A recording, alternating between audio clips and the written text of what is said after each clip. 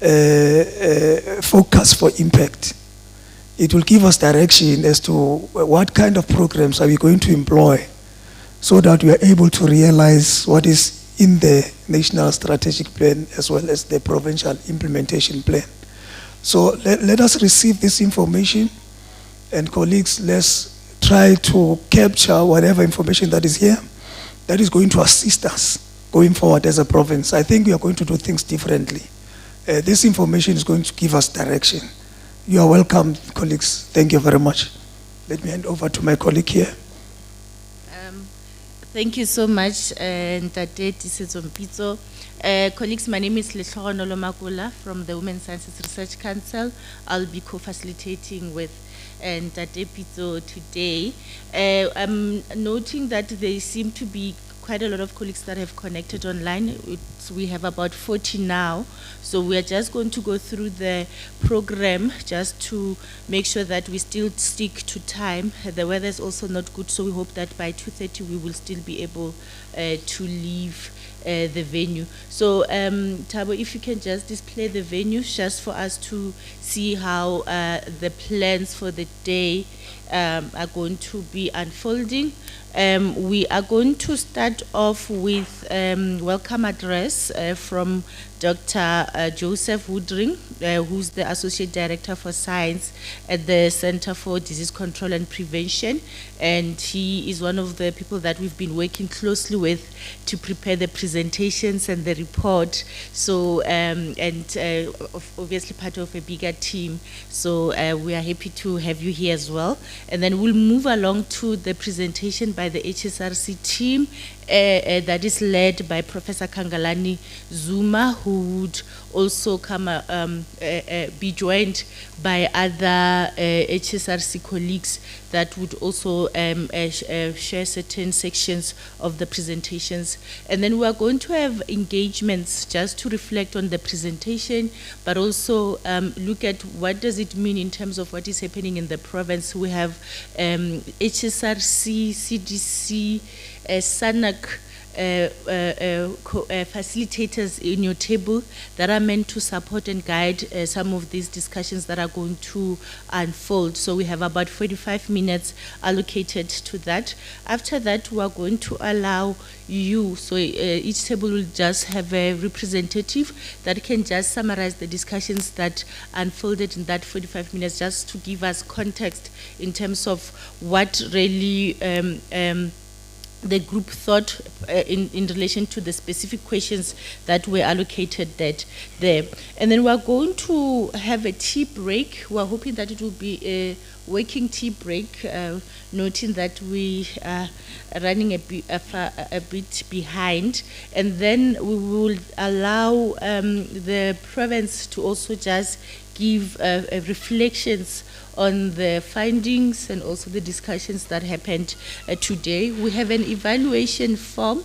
We would also give you a code just for you to reflect on the activities of the day. We hope that today is just the beginning of us having this sort of engagements every time that we release the findings, and we hope that we'll get funding to allow us to really benefit from giving you feedback on the provincial and district level findings as well. So you would give us feedback or evaluate how the day went and what are the things that you liked and things that you would want us to strengthen moving forward. Then we would close the day with us also going for lunch and then departing so that we are able to reach to our place while it's still early.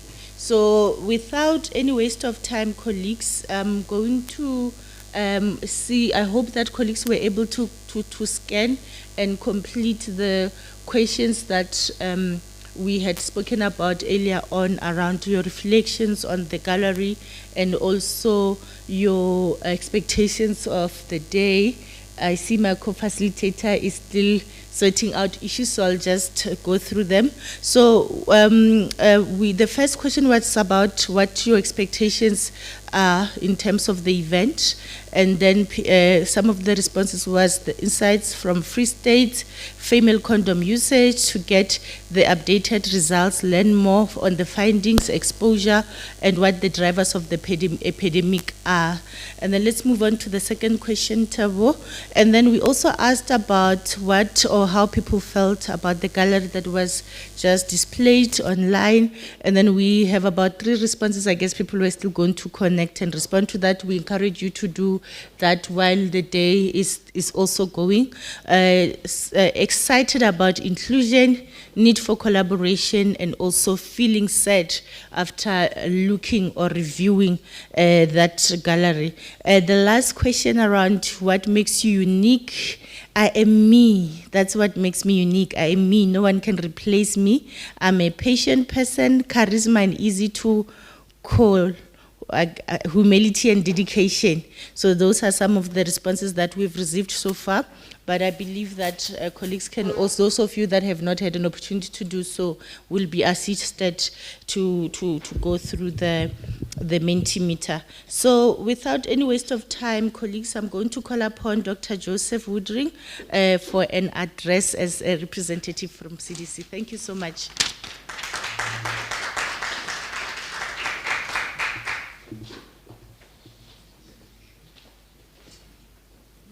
Dumelang, Molwene, Sabona.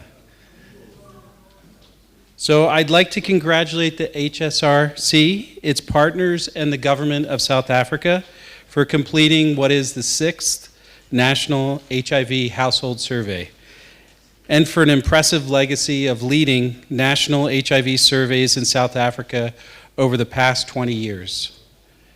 SABSSM is a survey led by South African scientists to improve the lives of South Africans.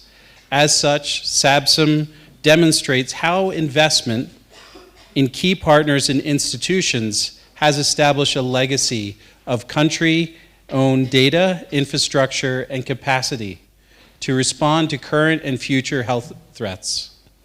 So as the U.S. Centers for Disease Control and Prevention in South Africa, we're proud to have collaborated with the Human Science Research Council on this important survey and the 6th iteration.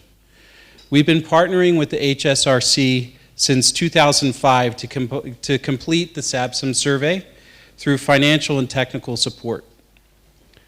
This collaboration, spanning almost 2 decades, has been made possible through the funding of the U.S. President's Emergency Plan for AIDS Release, or PEPFAR. Today's dialogue is really just the beginning of a conversation with the Provincial Council on AIDS stakeholders, especially key government departments and all other provincial implementing sectors and agencies about using SABSSM data to inform program strategies and future planning in the Free State Province. As with the previous 5 rounds of the survey, the SABSSM team has already made granular data available to guide programming for HIV care and treatment and prevention interventions, including key data for modeled HIV estimates at national, provincial, and district levels.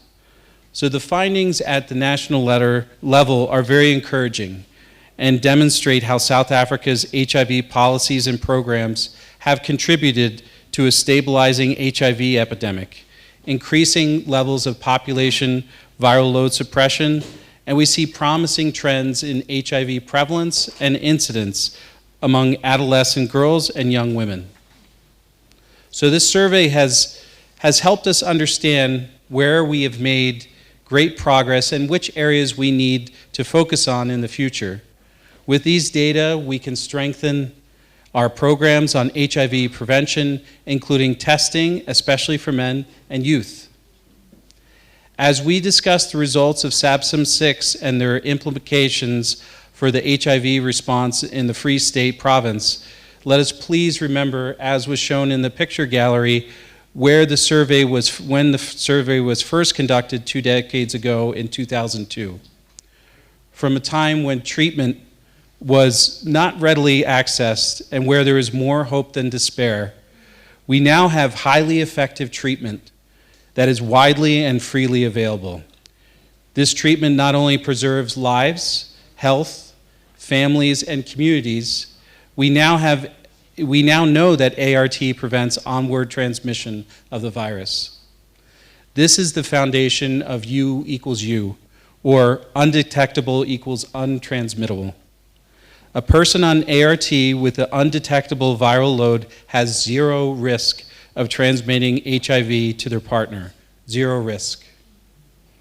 The Minister of Health earlier this year launched the U equals U nationally. PEPFAR looks forward to collaborating, support dissemination of this important message in the Free State Province. U equals U is not only an important message to address stigma and self-stigma, but research has shown in South Africa that U equals U has positive impact on our public health priorities, leading to significant improvement in HIV testing uptake, retention in ART, and viral load suppression. So we need to now focus on who doesn't know their HIV status, who is not on treatment, and who is not virally suppressed. These are the drivers of new infection, and those 3 different items are the 395s that Professor Zuma will be discussing next. But those who are on treatment and virally suppressed should be loudly celebrated and not stigmatized. The SABSSM data allows us to target our efforts towards finding and linking people in need of treatment and key prevention services. By focusing the lens on provincial and district level data, today's dialogue sets the stage for continued discussions with the Free State Province about how the data can inform the HIV program and strategies to best meet the needs of communities.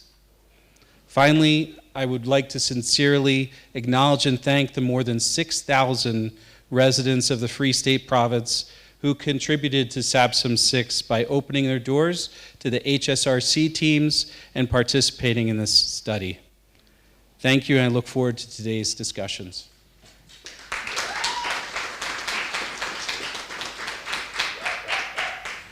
Thank you so much for the words of encouragement as well. I'm now going to call upon Professor Kangalani Zuma, who's the overall principal investigator from the HSRC.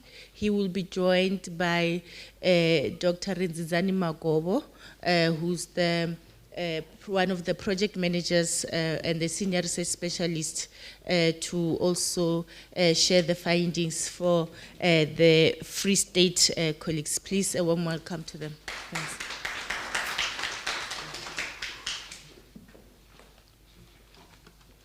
Okay, good morning, colleagues.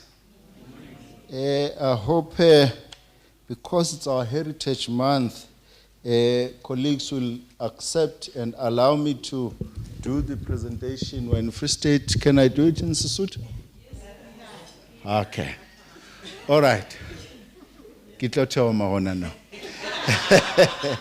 Okay, colleagues. Do I have? Okay. Okay, colleagues. Thanks a lot, my colleague from CDC for the presentation. I'm just waiting for colleagues to give me something to move the mic. He will be doing the mic. Okay. So, colleagues, I will be taking you through a presentation about the results based on the HIV prevalence survey. And obviously, colleagues, you would have seen the presentations in other provinces where we've presented the results showing the different dynamics in HIV epidemic. And of course, you will see when looking at these results that the situation in different provinces, it's really different. And the challenges as far as the epidemic profile is concerned differs from one province to another. So it is good that these results are presented so that we can see and be able to identify exactly in our area where the challenges are. Just by way of starting, colleagues, I will take you through the results, but I will cover the results in the HIV survey by first giving you an overview of how the survey is designed, what are the key objectives in this study, and also provide you with all the information that we collect that gives us an indication of where we are with the HIV epidemic. And also at the end, my colleagues, it will be a shared presentations, my colleagues will take you through the key drivers of the HIV epidemic.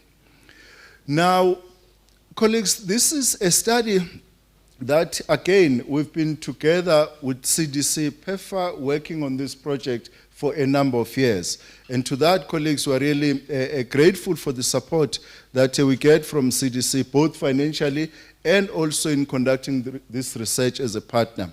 The study, colleagues, the first study was implemented in 2002 when it was pioneered by our former president, Dr. Mandela, and you would have seen from the pictures outside, really the journey that we have traveled as a country in dealing with HIV epidemic. So the first survey actually was conducted and implemented at a time whereby you could not imagine that one day we'll be talking about a person living a comfortable life and happy life with HIV. It was conducted at a time whereby living with HIV or testing HIV positive was almost synonymous to a death sentence.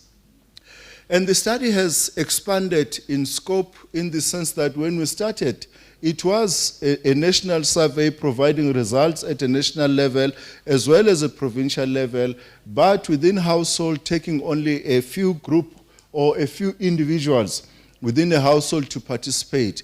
The study has expanded now. When we get to a household, as we'll see in a minute or two, we take everyone in the household, we invite everyone in the household to participate in the study. And when we first implemented the study, we only collected a specimen for HIV testing. No more other specimens were collected or no test done. But today we do a lot of tests to understand HIV epidemic. So as we'll see in a minute or so. So this study, colleagues, has provided or has been a major source of information for measuring the progress that the country is making towards the South African National Strategic Plan for HIV, STIs, and TB. So we've implemented this study. We're presenting the 6th survey now, starting from 2002, doing it almost after 3 years. And for the first time this time around, we are able to go to provinces and present results that are relevant to that particular province. And of course, we place the province in relation to where the country is and where other provinces are. Okay. Now, and again, colleagues, when we present the results and place the province in relation to other provinces, it is no way the intention to name and shame a province. There is nothing like that, colleagues.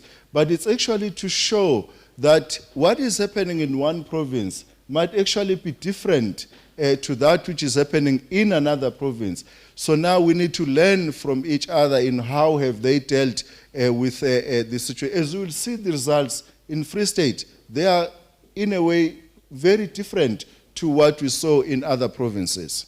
Well, in another province, for example. Now, where do we start? The aim of the study is to present results at national level, HIV prevalence at national level, and also prevalence at provincial level. And also, for the second time in this survey, we are able to present results at district level. So we provide information at a very local level so that we can pinpoint exactly where the challenges are as far as the HIV epidemic is concerned. And of course, not all districts in the country are included.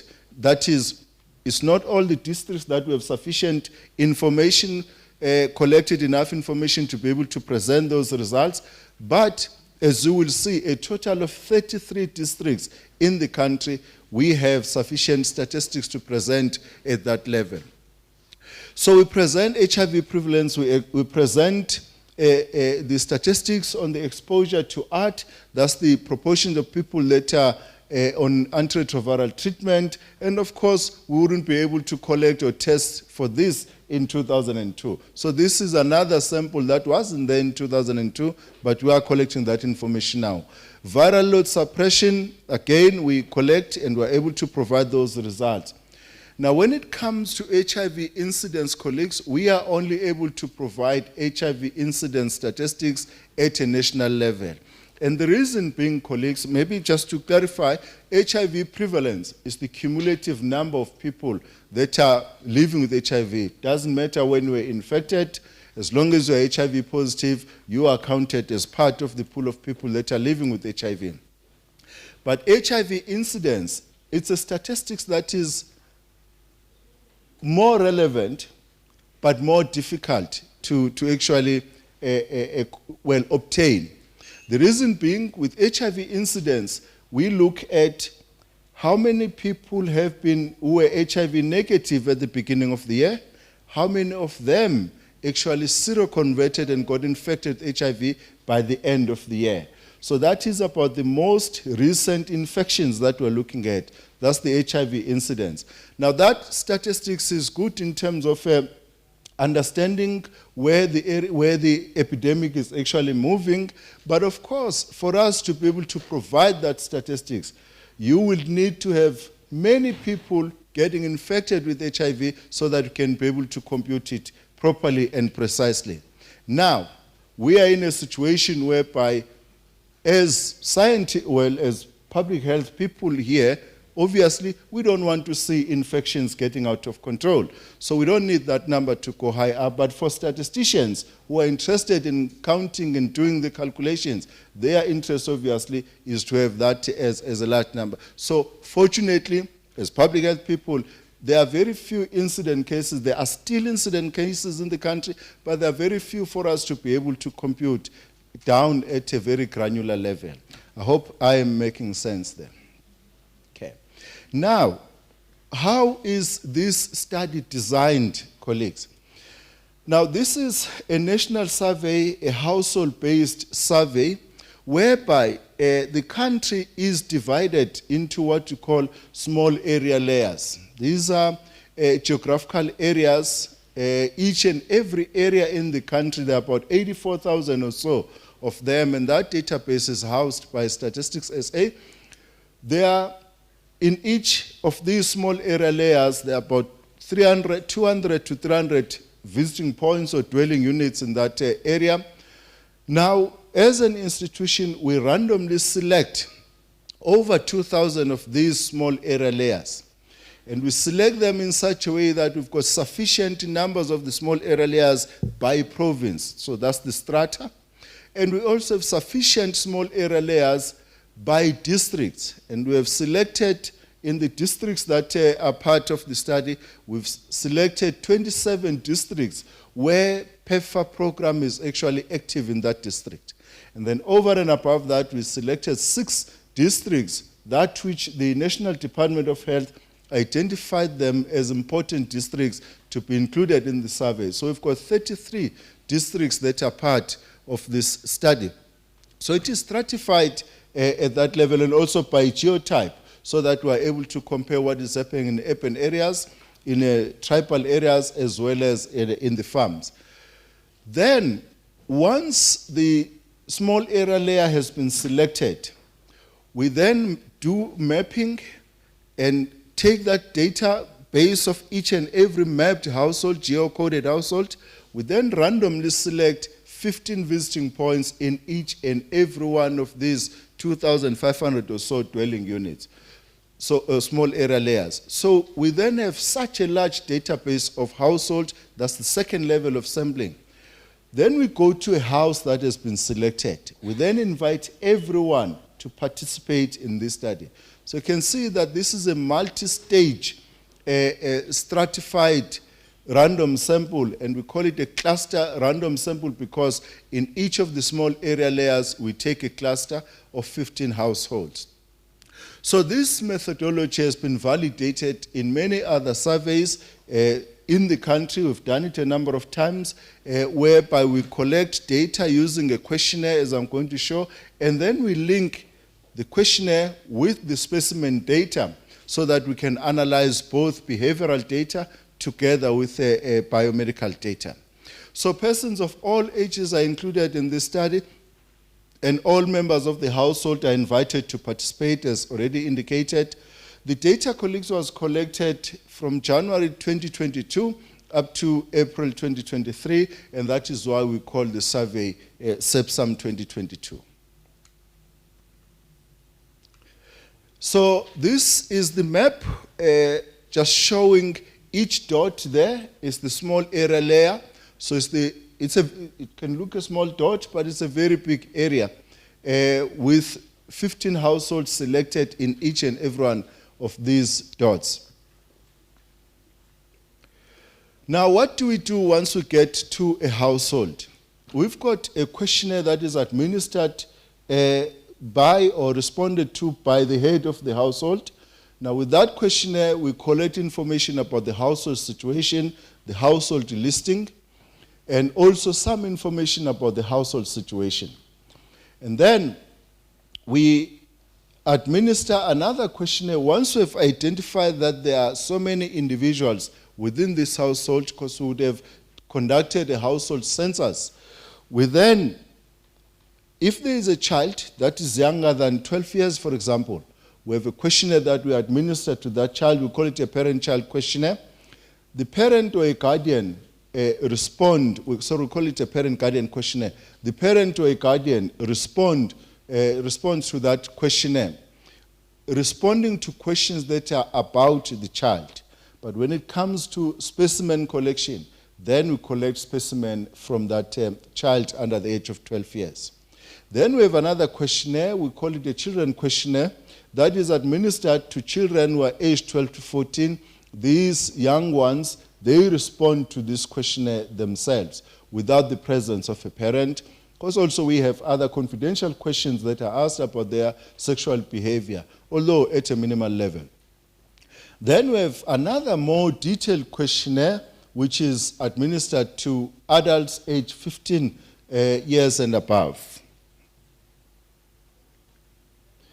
Now, that's just showing how we collect blood specimen, where we collect a dry blood spot specimen, which is collected using a finger prick to add to older ones, and then we do a heel prick among infants that are younger than 24 months of age. Now, what are the tests that are actually done? Once we collected a blood specimen, we subject it to a test where we test whether a person is HIV positive or negative. And obviously, we do confirmatory test to confirm that a person is truly HIV positive or truly HIV negative. Once a person has been confirmed to be HIV positive, we then do another test, which is done for those that are 2 years and above. We do a test, which we call it an HIV incidence test, whereby we test whether that person was recently infected or it's a long-term infection. So if the test comes back and says this person was recently infected, it is that information that we then use to calculate our HIV incidence. And we only do that test to all those that are 2 years and above, because again, for those that are young, they may respond positive just because they're responding to a mother's antibodies whilst they're actually not a truly positive. So the test is specific and sensitive for those that are 2 years and above. The next test that we do among those that are HIV positive, that tested HIV positive, is testing whether that person is taking any ARVs, so that we can be able to estimate the proportions of people that are on ARVs. The next test, again, we test whether a person, we test the level of the viral load among people that have tested HIV positive. Okay. Now we're supposed then to come to the results and talk about what the situation is in a Free State. I don't know whether colleagues would want us to continue or stop right here. Okay. So now let's go on to the results. Now, colleagues, we went to just over 2,700 households that were approached.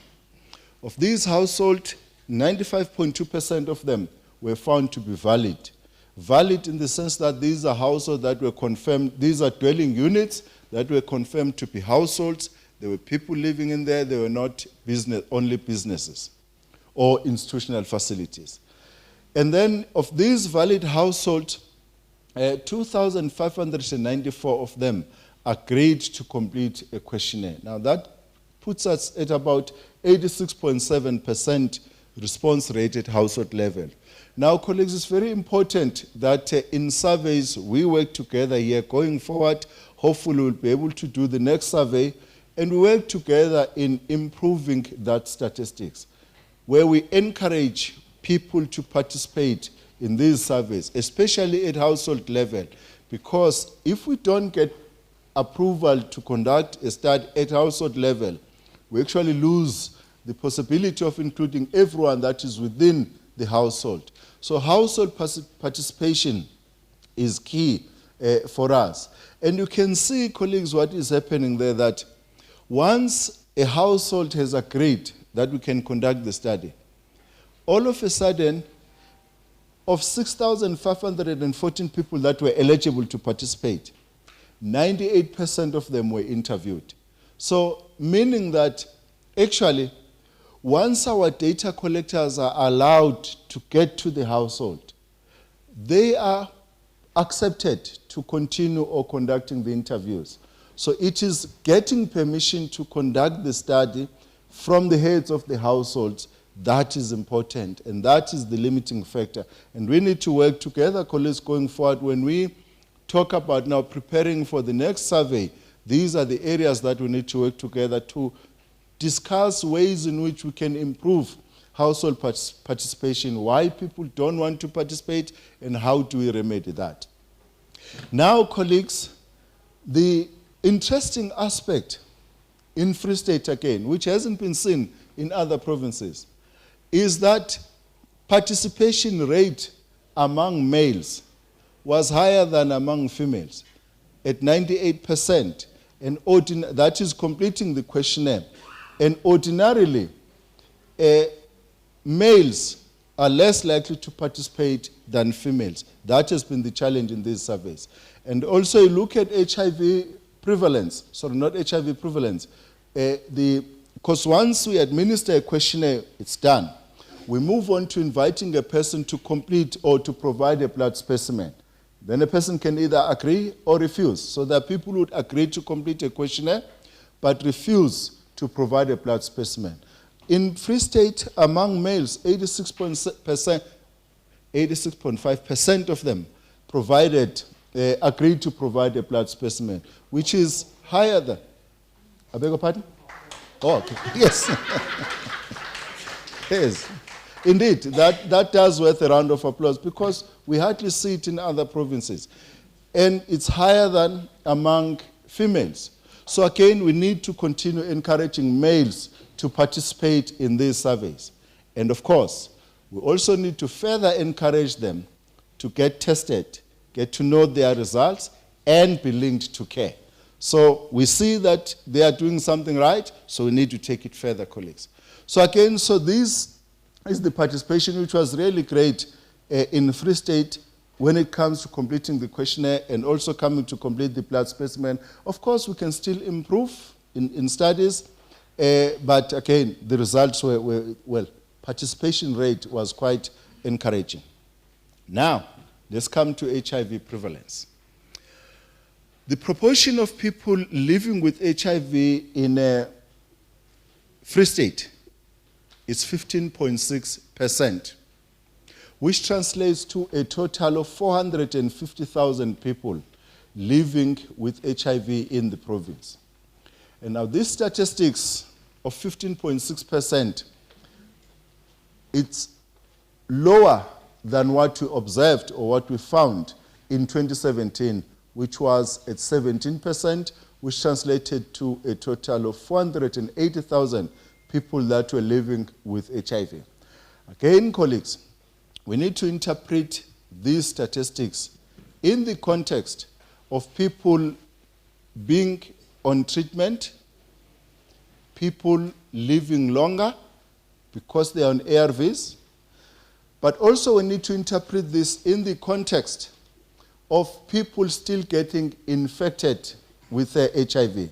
Because of course it's good that we see a decline in prevalence, but the decline in prevalence can be due to a number of factors.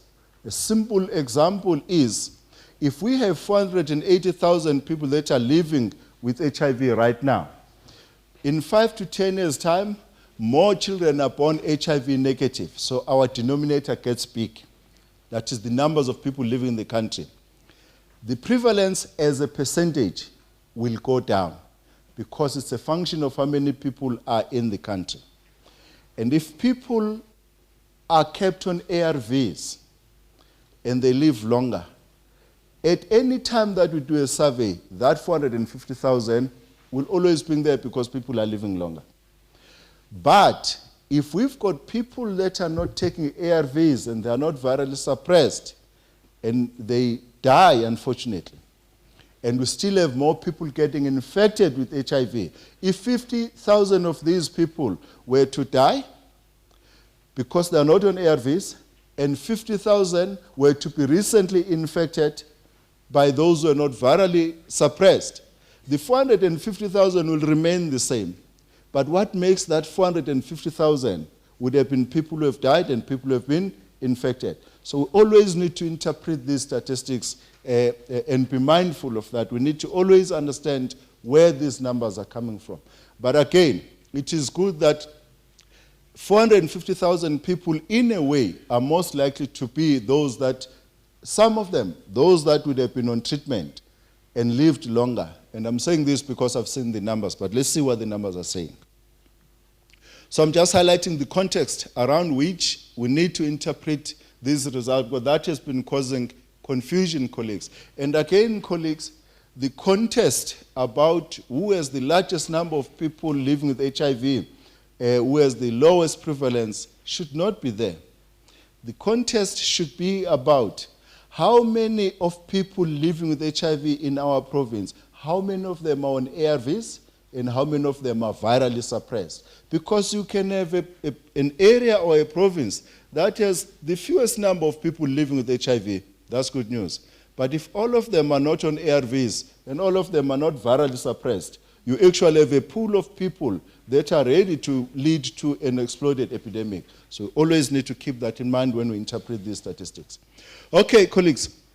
Now, HIV prevalence in the country in 2017 was at 14%. And in 2022, it dropped to 12.7%. So the prevalence went down nationally. And that is also the similar situation in Free State. As we have already spoken about it, it was 17% in 2017, went down to 15.6%. The next question is, what has contributed to this drop in HIV prevalence? Is it more young people, or more people being born HIV negative, as an example, when you look at the proportions? That's one part. Now we need to look also at people living with HIV, the absolute numbers, because those ones need to be kept alive by putting them on treatment for a longer, until people die from other diseases when they are, or other ailments when they are old. Now, before we move on, so now, in terms of the order, the province in Free State is the one, the third, the province that has the highest prevalence is Mpumalanga, followed by KwaZulu-Natal. The next one also then is Free State. Now, moving on to now more granular statistics about HIV prevalence. Because now we've seen the decline in HIV prevalence, but where does that come from? And what does it say to us? Now, looking at this graph, colleagues, this is the HIV prevalence by age group in 2017, the blue one. Now, we are comparing this with the 2022 HIV prevalence. Now, one of the results that we see here is that actually the epidemic is actually shifting towards the right-hand side. Because among older people, the prevalence is higher in 2022 than it was in 2017. So the epidemic is shifting towards the right-hand side. So meaning, actually people now are living longer with HIV. And that could possibly be because those that are old are more likely to have known their HIV status and they are more likely to be on ARVs. So which means in 2017 we found them when we were doing the survey. Most likely had they not been on ARVs, maybe they would have died. But because they're on ARVs, we're still finding them again in 2022. So that is good because we're seeing an aging epidemic which is stable. And if you remember, the peak in 2017 was 42.4. It has shifted to the right-hand side now, but lower at 31.2. So that's, in a way, doing something good among older people. That's what we see. But let's look among young people. Now, you and I know that when we are born, we're all born at the same age. No one of us is born 10 years or 20 years. So we all start from 0. Now, among the 0 to 14-year-olds, most probably those are young ones that are born either HIV positive or HIV negative. Now what we see here that among the 0 to 14, actually the prevalence has not changed from 2017 to 2022. And that is a concern if the prevalence among young people has not changed in these 2 survey years. Because it says, roughly because you know that 3-year-olds are not sexually active. The HIV prevalence in that age group most likely is mother-to-child transmission or other means. This statistic shows that the proportions of young ones that are HIV positive among 0 to 14 has not changed. We would want to have that number going down. Prevalence there must be going down. Okay. Now, if you look 2022, among, say for example now, there are those that are born HIV negative. Among the 0 to 14, there are those that are born HIV negative. But look now going forward, the prevalence of HIV in year 2022 has actually increased among the 15 to 19-year-old, has increased from 3.2 in the previous survey to 7.4. Meaning that actually there are those young ones who were actually born HIV negative but got infected during this period. From 2017 to 2022, they were born HIV negative but got infected during this period. And remember that among the prevalence among young people is roughly synonymous to HIV incidence because it tells us about the recent infections. And a similar pattern we see among those that are 20 to 24-year-olds, and would agree that most of these are actually infections that took place or that happened or occurred because of sexual behavior. So colleagues, we've got our work cut out to deal with HIV epidemic among those younger than 24 years.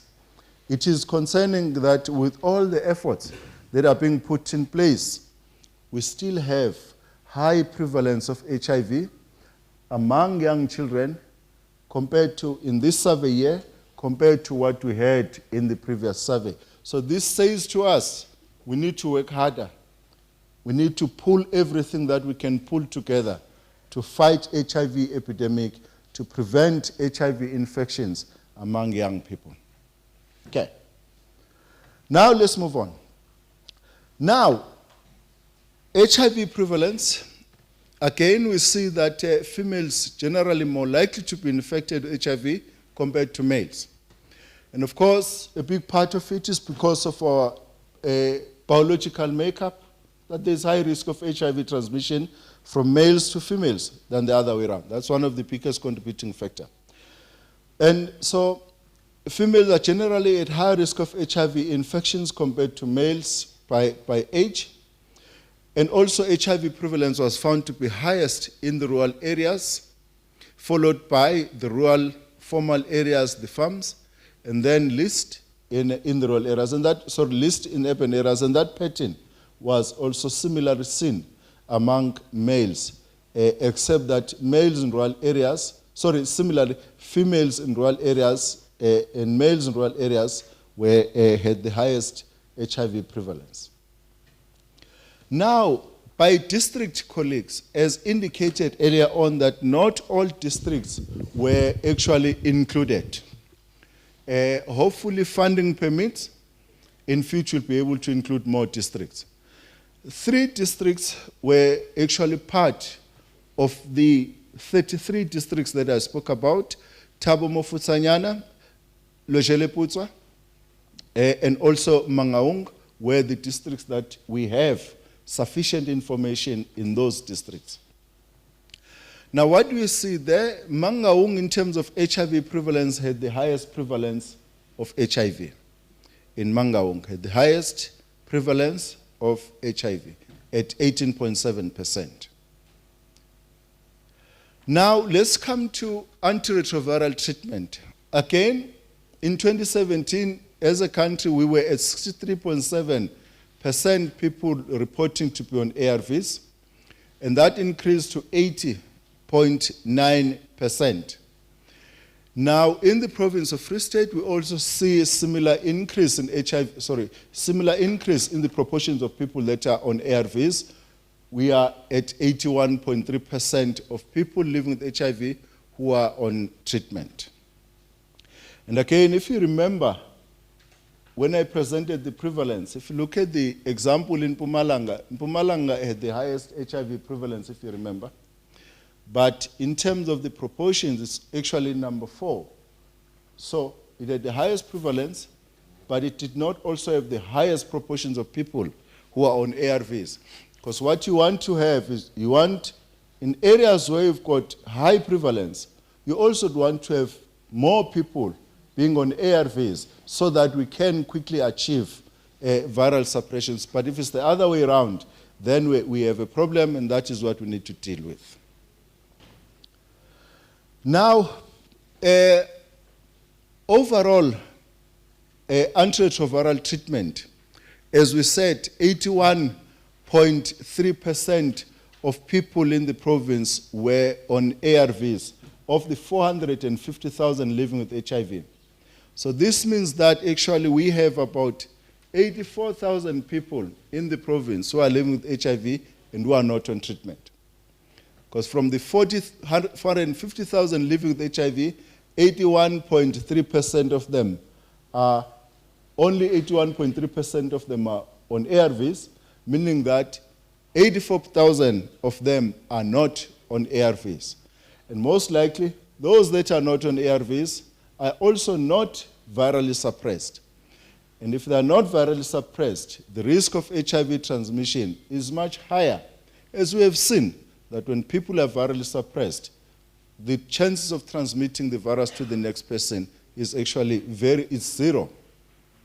Now, one of the other issues, colleagues, you remember that we had HIV prevalence of about 3.9 among those that are 0 to 14-year-olds. This meant that 18,000 of the 0 to 14-year-olds were actually living with HIV, if I take that 3.9%. So 18,000 of them were living with HIV. So just keep that in mind. Now, when we come to these results, we see that proportions or the chances of being on ARVs is higher among those that are old. 25 to 49, 83.6% of them were on ARVs. Okay? But what about the 15 to 24-year-olds? Only 60.5% of them were on ARVs. Now remember the high prevalence among 15 to 24-year-olds in 2022, hold on, in 2022, compared to 2017, the prevalence was higher. But they are also less likely to be on treatment. Meaning that we've got these young kids who continue to be infected with HIV, but they're not being put on treatment. And that is a concern. Now, even a bigger concern, when we tried as statisticians to do calculations, what we saw was that among the 0 to 14-year-olds, we had very few 0 to 14-year-olds who were on treatment, such that the numbers were so small and we could not do any calculations. Remember, we spoke about 18,000 0 to 14-year-olds that were living with HIV. And this means among those 18-year-olds, we could find very few of them who were on ARVs, such that we could not do calculations.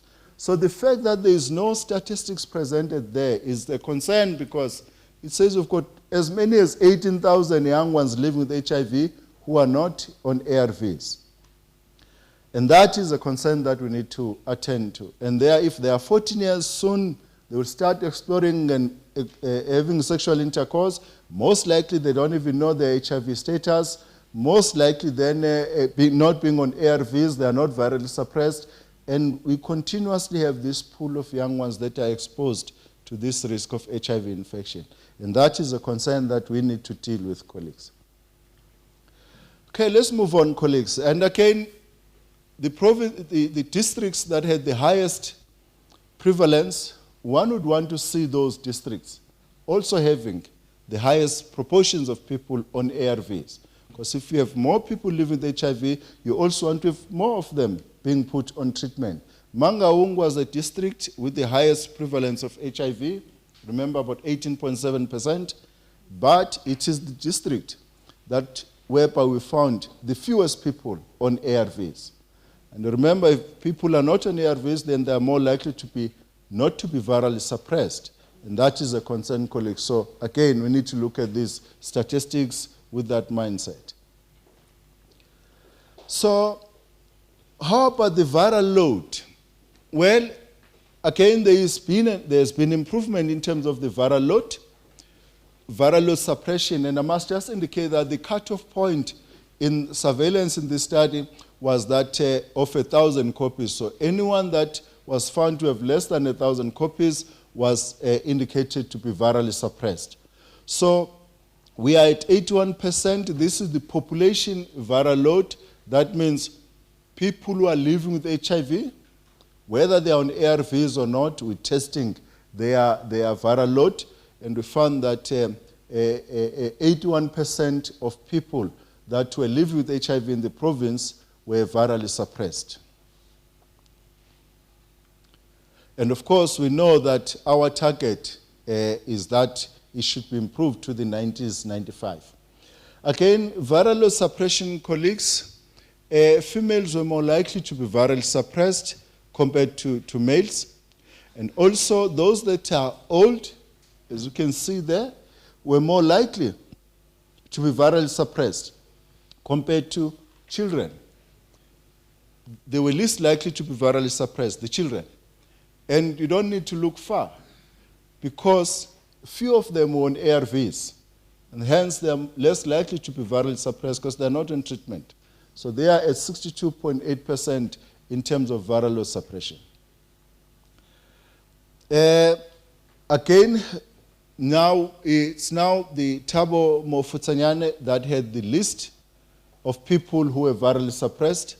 Other districts were highest in the 81 in Mangaung, as well as 81 in Lejweleputa. Now, colleagues, let's come to the 95-95 target. Okay, I'm looking for my colleague who used to present this part. He's not here. Okay, so which means I have to continue. Okay. Colleagues, now we come to the 95-95 target.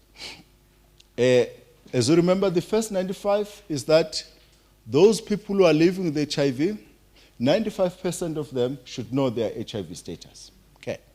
Now, in this survey, remember that some people did not want to provide blood specimen. But part of the questions that we asked people, are you living with HIV? Say yes or no. Are you on ARVs? They say yes. And then some people, this is a voluntary survey, will say, well, I know my status. I don't need to provide blood specimen, and we can't force people to participate. Then those people that told us that they were living with HIV, they were on ARVs. We therefore consider them to be aware of their HIV status. Some of them would tell us that they are living with HIV or they are not on ARVs, but then they still count as being aware. And then those that tested positive for ARVs, we do the test, the blood specimen, would say they tested positive, even if they did not tell us that they are aware or not. The fact that they test positive, they are taking ARVs, so they are aware. And then, or as indicated, those who self-reported that they are taking drugs. So these are just the ingredients of what constituted our first 95. The second 95, again, the first priority is that we do test ARVs, the presence of ARVs, but then also those that reported that they were on ARVs. So we included them in the second target. That is 95% of those people that know they are living with HIV are on ARVs. And then obviously the final one, we test the viral load. Those that were classified as less than 1,000 copies, as indicated there, were indicated to be virally suppressed. So I thought I'd just highlight the ingredients of this. Now, at the level of a province, 88.1% of the people were aware, who were living with HIV, were aware of their HIV status. That is where we are as a province. That's where we are with our first 95. Now, you can see now that the second 95, it goes up to 93.3, almost 95% where we want to be. Unfortunately, we're not there yet, but 93.3% of people that knew their HIV status, that they were living with HIV, were on treatment. So you can see that as soon as people are aware of their HIV status, they're actually more likely to be on treatment. So which means the key aspect of dealing with the epidemic is ensuring that people get to know their HIV status. Okay? And then also, viral suppression. Once people are on treatment, you can see viral suppression, it goes up to 95%. I'm a mathematician, so really if I round that one off, that's 95%. So we've done great in getting people virally suppressed, those that are aware and are on treatment. So which means the key aspect for us is that we need to get people to be aware of their HIV status. As we spoke about this earlier on again, males have greatly participated in the survey, but they are less likely to be aware of their HIV status compared to females. That's 86 compared to 89% among females. So which means in the survey that we've conducted, you've got a group of males who participated in the survey, but actually they are not aware of their HIV status, even though they were found to be living with HIV. So we need to encourage them now. We've encouraged them to participate in the survey. We need now to even further encourage them to know the HIV status so that they are linked to care. However, in terms of art exposure, those males that are aware of their status were more likely to be in art compared to females. So we're doing great again there. And viral suppression was slightly lower among males compared to females. And similarly, in terms of by age group, we see that those that are older were more likely to be aware compared to young children, and were more likely to be on art, and were more likely to be virally suppressed. Now, almost everyone those that are on art and aware of their HIV status were more likely to be virally suppressed.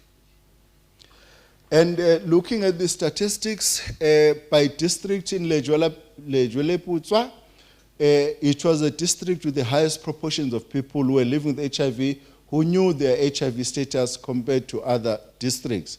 But again, generally, once people know their HIV status, they are more likely to be on ARVs, and they are more likely to be virally suppressed.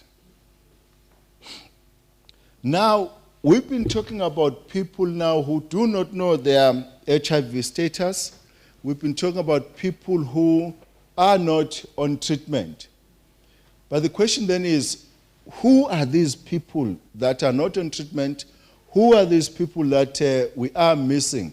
That is, where are the gaps? Because those are the people that we need to walk outside the room and then identify them, get them to know their HIV status, and link them to care. Now, if you look at the contribution of people who are living with HIV,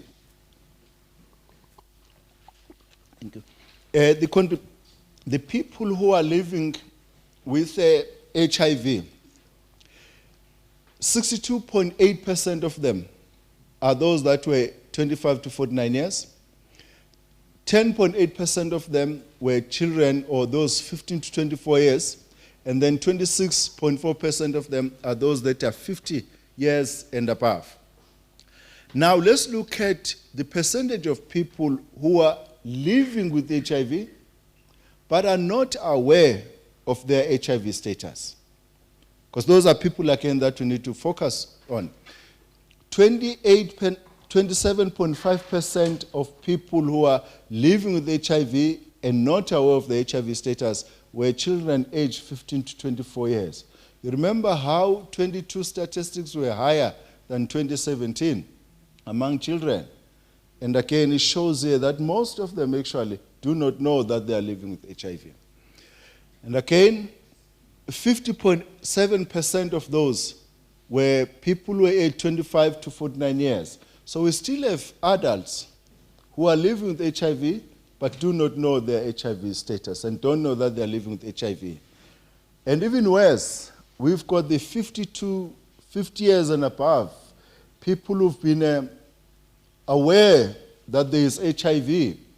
HIV, we've been having HIV in the country for almost a half a century now. We're close to that. But we still have adults that do not know their HIV status. Now let's look among people who are aware of their HIV status. They know that they're living with HIV, but they are just stubborn and say they're not on treatment. Whether it's their own doing or someone else's doing, I don't know, we did not ask. Or actually there is a report that we're working on which looks at why people are not on treatment. We're working on that report now. So we'll meet again one day and talk about it. So who are these people who are aware of their HIV status but are not on treatment? 19.6% of them is the youth. Almost 60% of them is those aged 25 to 49 years. And again, 21% of them is those that are 50 years and above. Now, how about those people who are living with HIV? They are on ART, but they are not virally suppressed. Could it be the problem with ART, or they are not taking treatment in the way that they are supposed to? 18.5% of them, it's young children. They are on ART, but they are not virally suppressed. Okay.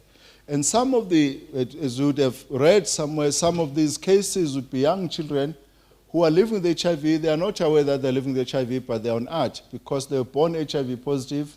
Parents never disclosed to them. So they are taking medication, but they are not aware what medication they're taking. Again, this shows or calls on us to find ways of supporting parents to be able to deal and disclose to children that they are living with HIV so that they can be able to live in the way that they are expected to live. So 64% are adults, 25 to 49, and then 50 years and above, 17.2% of them were aware, they were on ART, but they were not virally suppressed. And again, if you look at the statistics, most of those people that we've discussed are in urban areas, followed by those that are in the rural formal areas in the farm, and the least in the rural areas. So you can see the biggest gap where we've got more work cut out for us it's in the urban areas, followed by the rural areas, colleagues. Now, we come now to what could be the drivers of this HIV epidemic. What could be bringing us where we are?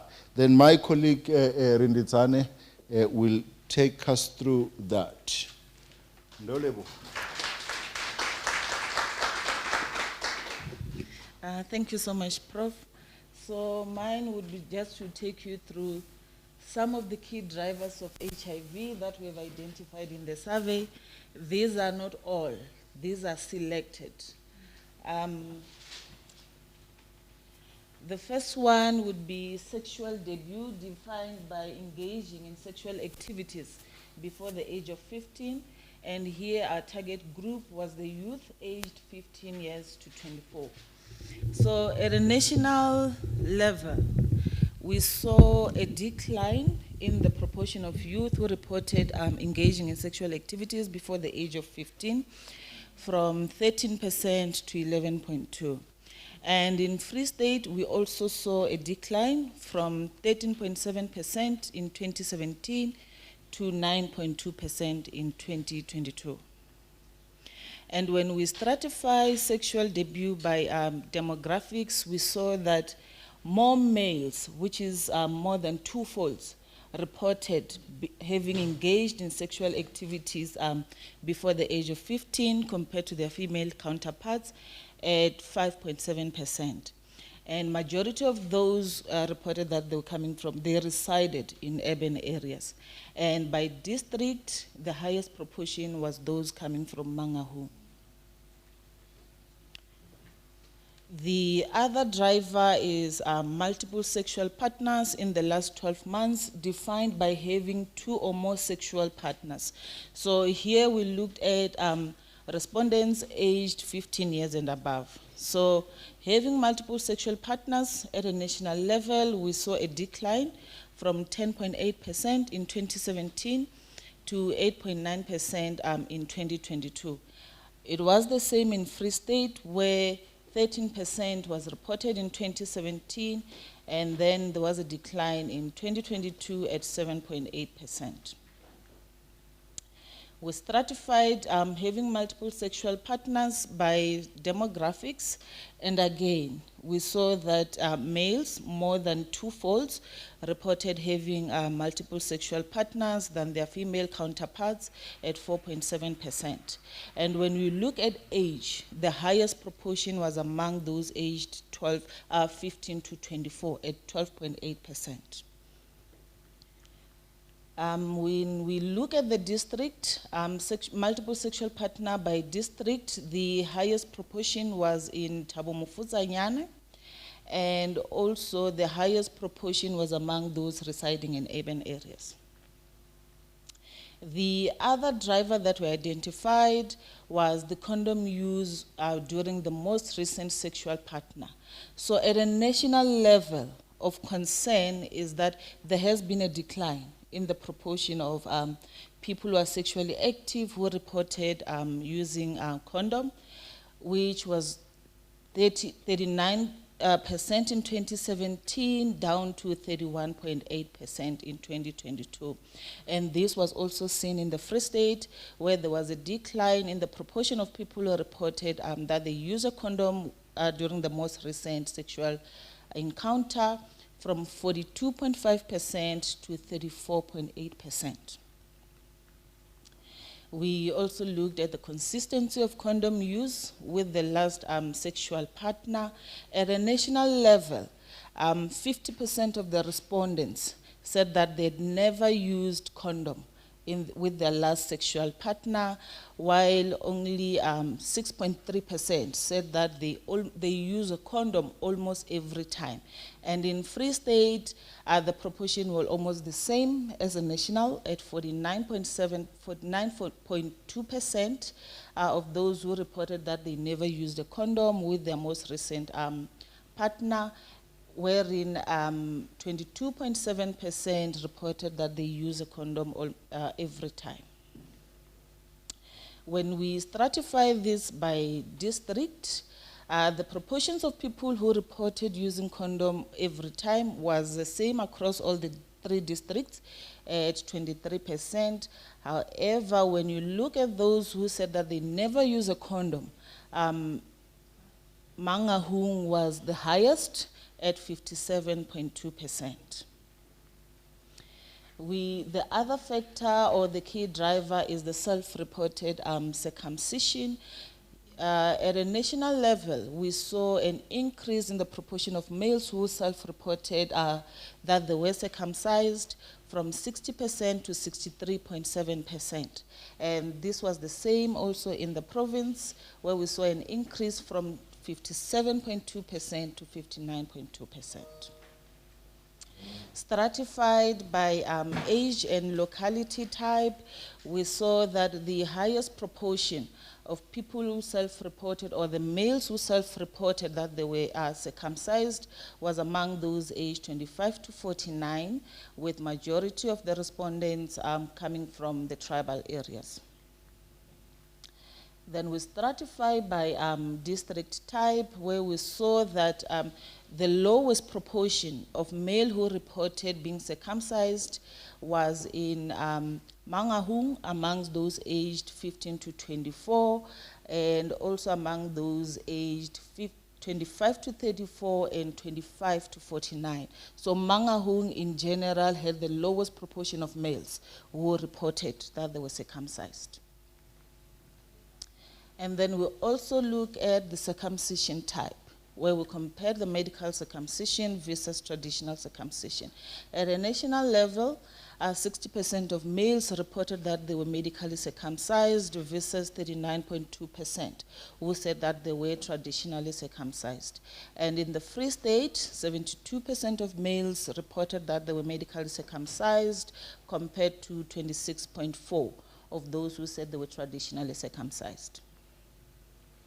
And we stratified the circumcision type by demographics, where we saw that the highest proportion of males who reported that they were medically circumcised was those aged 15 to 24, and the lowest was at those aged 50 years and above.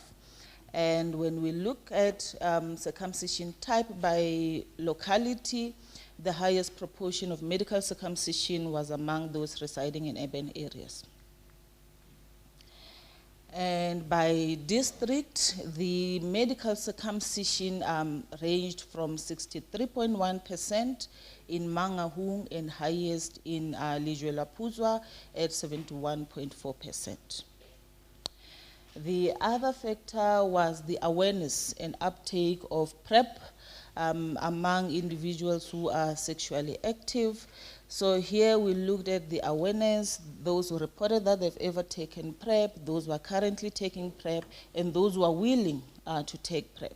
So when we look at awareness, 34.6% reported that they are aware of PrEP, while 4.8% of those that are aware said that they have ever taken PrEP, and 1.7% of those that have ever taken PrEP are currently taking PrEP. And when we look at those who are willing to take PrEP if it's made available, 60.5% said that they would take PrEP.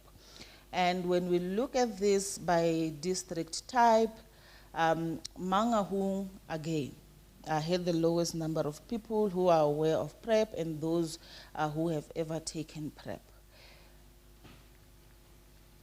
Then we also looked at the HIV testing among the individuals aged 15 years and older.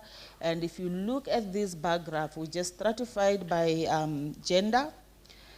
We saw that 53.1% of females and 51% of males aged 15 to 24 reported that they have never tested for HIV.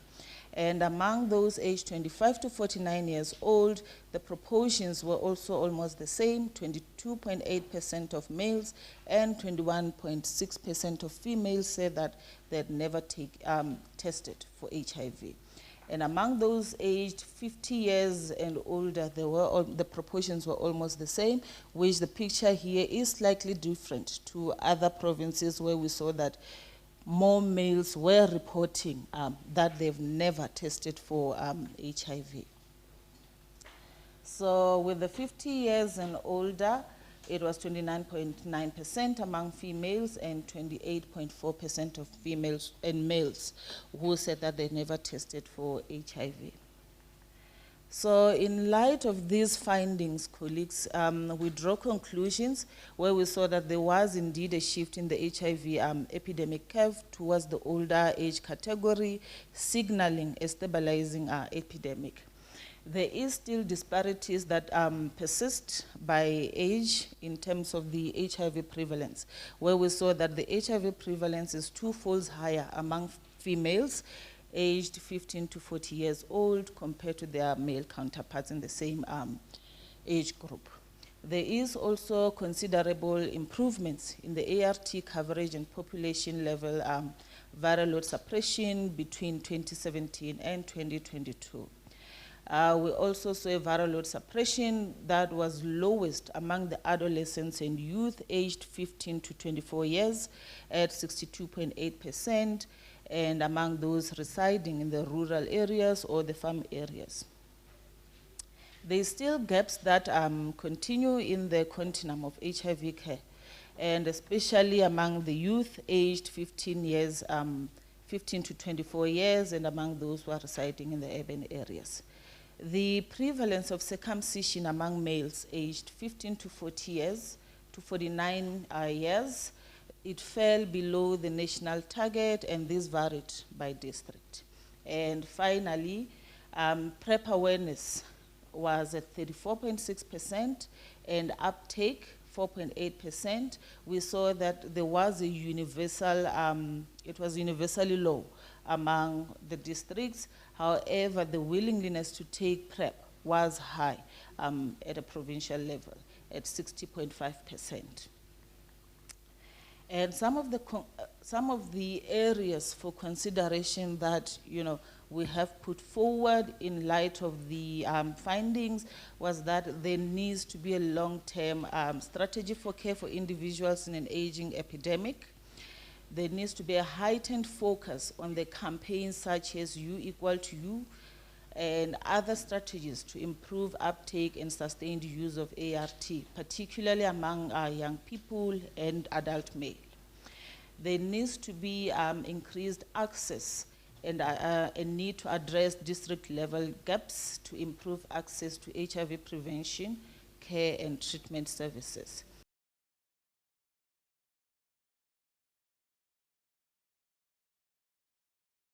Drivers of HIV infection, such as women and young people.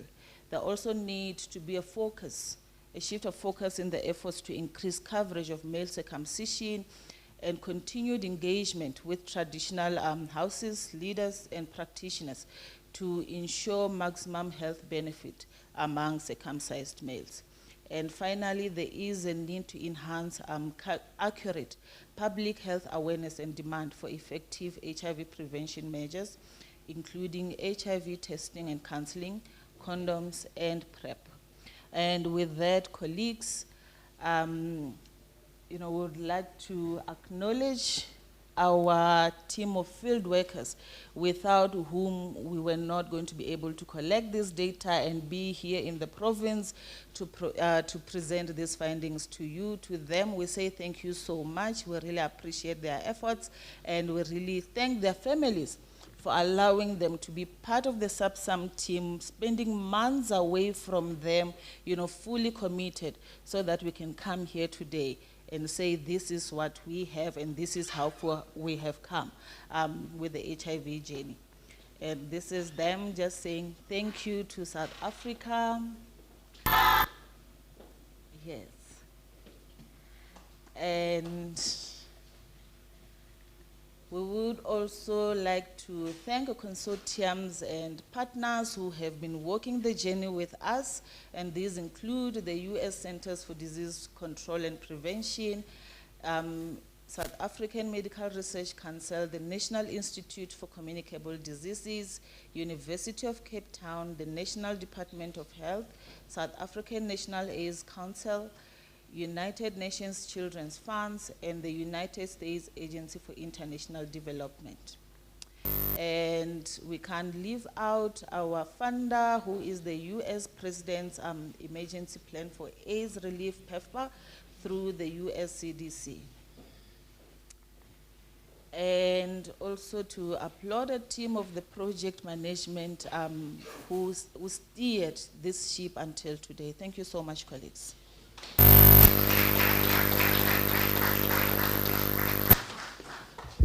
Thank you so much, Professor Kangalani Zuma and Dr. Rendizani Magobu for the presentation.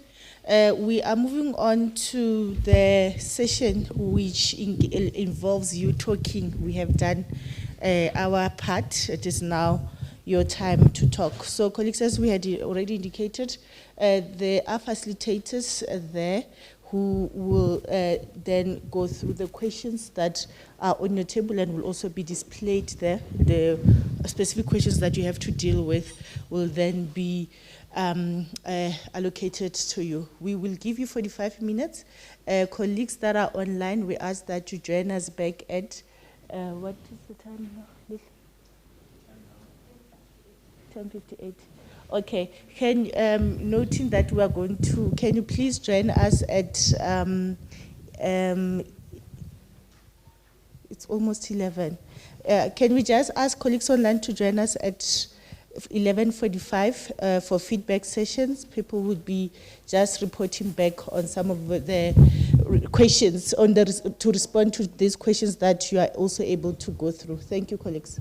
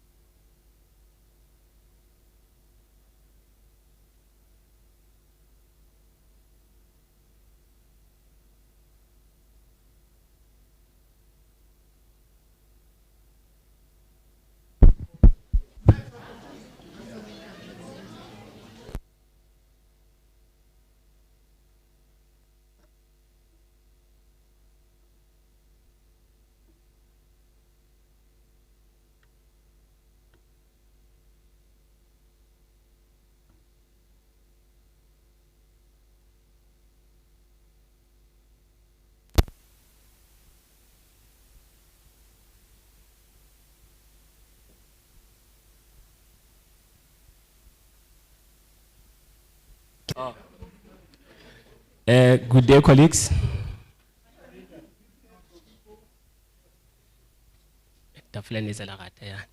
Good day, colleagues. My name is Tseko Mhlokwane, and working for Right to Care, and I will be representing Table 5. So the question that we took is number 1. What are the lessons learned in the province? So from our group, we had a long discussion on this, but we tried as much as possible to summarize because we know that we don't have time. So I think from the lessons that we have learned, even looking at the data that was presented, we actually saw a shifting when it comes to elderly men who are accessing healthcare services for testing. So we actually saw that it's quite a positive thing because it means if we have older men who are accessing our healthcare services, and most of them are initiated on ART and then are virally suppressed, then it means the generation that is coming after will be HIV negative. So we then believe that for us to actually strengthen that so that we have most of these elderly men being virally suppressed, we then need to intensify awareness to ensure that they are actually aware of, like for example, if you take your treatment well, you will be virally suppressed, and then you will not be able to infect the next person. So, and then we also, the other one is escalating the U is equals to U, teachings. And we need to ensure that our teachings are actually age targeted. So those are some of the points that we discussed. And then we also indicated that we need to ensure that whenever we have, like for example, sessions such as this one, we need to ensure that we go back and then we communicate the findings to the communities. And also, to capacitate, because I think one example that we made is that at times we'll go to the communities and then we'll be handing out flyers, like for example, with information on PrEP or on U is equals to U. But we saw that a gap is where the very same people who are working at the communities, like for example, your CHWs, they are not really capacitated. So we need to ensure that they are capacitated so that whenever they are handing out such information, they are able to provide proper information to the communities. So I think those are just some of the points that we discussed under 1A. And then going to B, where do you and your children or community learn about HIV at school or clinic? So on this one, we then agreed to say we need to be realistic as to what is currently happening. So what is currently happening is, okay, maybe just to mention that we have realized that there are some of the, for example, campaigns that were done in the past that we have kind of neglected, and then they were working previously. But currently we agree that what is happening is we get such information from schools, from clinics, and from organizations during campaigns, and we also use media. So that is currently what is happening. But then we also agree to say, because times have changed, so when it comes to media, previously we would go to, like for example, we have radio slots at our either community or provincial radio stations. But the reality is currently what is happening is we don't have, especially young people who actually listen to such radio slots. So we need to now change how we actually disseminate information. Like for example, to use social media like your Twitter and others. So we just need to change how we actually disseminate information.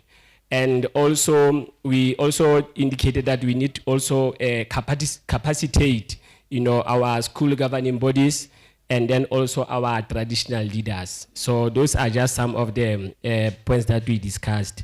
And then under point C, have HIV prevention strategies for men been successful? What are the lessons learned and the best practices to focus on? So on this one, I think even looking at the data, we saw that Free State is quite the opposite of other provinces, where we saw high number of men actually coming to test and all that. So we then agreed to say it shows that the strategies are actually working, but we still need to improve somewhere somehow. So some of the points that we agreed on was, or what actually worked is taking services to men. We know that men usually they don't come for services, but we need to bring services to them. And then, to make male-friendly facilities, MENA campaigns, and then also, but from all these campaigns or all these activities that we discussed, we then also agreed to say, yes, we are implementing them, but one of the lessons learned is that we need to actually follow up on men. Like for example, you can have a campaign or a dialogue where men will be coming and then maybe they will be tested for HIV.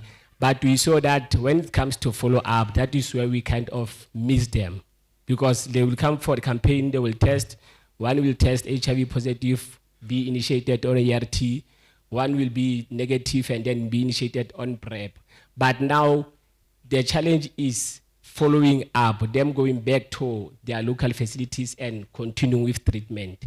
So the best practice, I think that one of our colleagues indicated was that they will actually, during those campaigns or dialogues, they will actually ensure that they have healthcare providers at those areas. And then once they enroll men on treatment, they will then follow up them for at least a period of 6 months. So that is one of the best practices that we actually agreed on. There's this last one that actually wanted, that was indicated by my colleague here, the traditional men's parliament. So can I please give you the mic, sir, because I think the way you explained it, it will really make sense. Yeah, I need you to. No, we are not done. Oh. Yeah, no, actually, no, I need you to explain this one, the traditional men's parliament. Oh, my goodness. My apology, colleagues. I thought maybe Tsoko was done, so I was waiting to give him a round of applause. So as we know that this group, or each and every group that I'm participating on it, we are excelling. There is no questions, there is no follow-ups, there is no what. So I was surprised when I was given this mic to say something. All right. Thanks, colleagues. Let me start by saying to all Free Staters, we are doing very well in terms of the HIV and AIDS. You can see the target for national was 60%, and the target for province was 80%. So a round of applause for that, colleagues. I know if you are not clapping your hands, I understand that you are not from Free State. Only the Free Staters will clap their hands. Thank you. All right, let me explain the traditional and men's parliament. How does it assist in terms of the HIV and AIDS as men? This traditional men's parliament is whereby district or from locals up until to the province, whereby men gathered together with the traditional leaders to talk about HIV and AIDS, and also to change their mentality in terms of the HIV and AIDS. The traditional men's parliament, the resolution from that, or maybe what has been discussed out of that, it differs from generation to generation, because we invited even boys to come and share experience with us with HIV and AIDS. So you will see that in terms of the culture, there are those people who still believe HIV and AIDS, it seems as if, or it meant for old people, or I mean not old people, these new generations. So we are trying to remove that mentality of men who still use tradition as their way of protecting them of not having HIV and AIDS. So we are trying by all means to doing this traditional men's parliament all over a country, whereby this traditional men's parliament, they will assist men to speak openly, so saying, because it will be only them who are talking about HIV and AIDS, and how as men do they spread HIV and AIDS. So we are trying to combat HIV and AIDS, or to eliminate HIV and AIDS with this traditional men's parliament. And then the intention of the traditional men's parliament is that at the parliament level, there is no space for HIV and AIDS. There is no, even the health minister is not able to have 5 or 6 pages that will be talking about HIV and AIDS. So as men, we have 2 days full in parliament talking about HIV and AIDS strategies that are supposed to be implemented or cascaded down. So hence the traditional men's parliament is one of the men's activity within the province of the Free State to decrease HIV and AIDS. Thank you, Comrade Tseko. Thanks.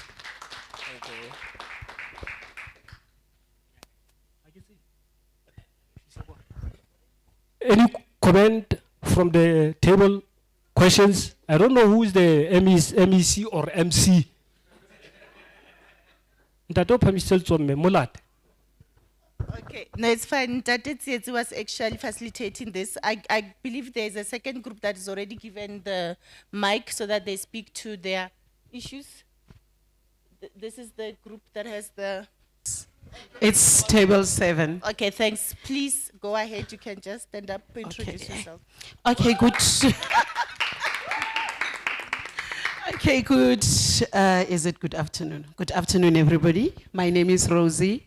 My surname is Yaso from the Free State Department of Health, actually responsible for HIV testing services in the province.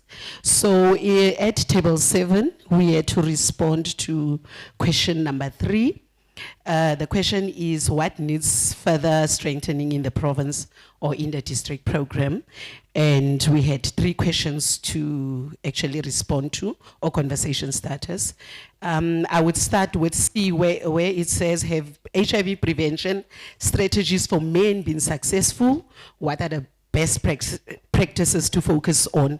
I think we would say from 2017 to 2022, you would see that the picture did not look so good in terms of especially VMMC and access to services. But what stood out from the study was the fact that there were more men taking up testing than females or participating in the study. And we know that there were challenges. Men in the Free State were complaining about our facilities not being male-friendly.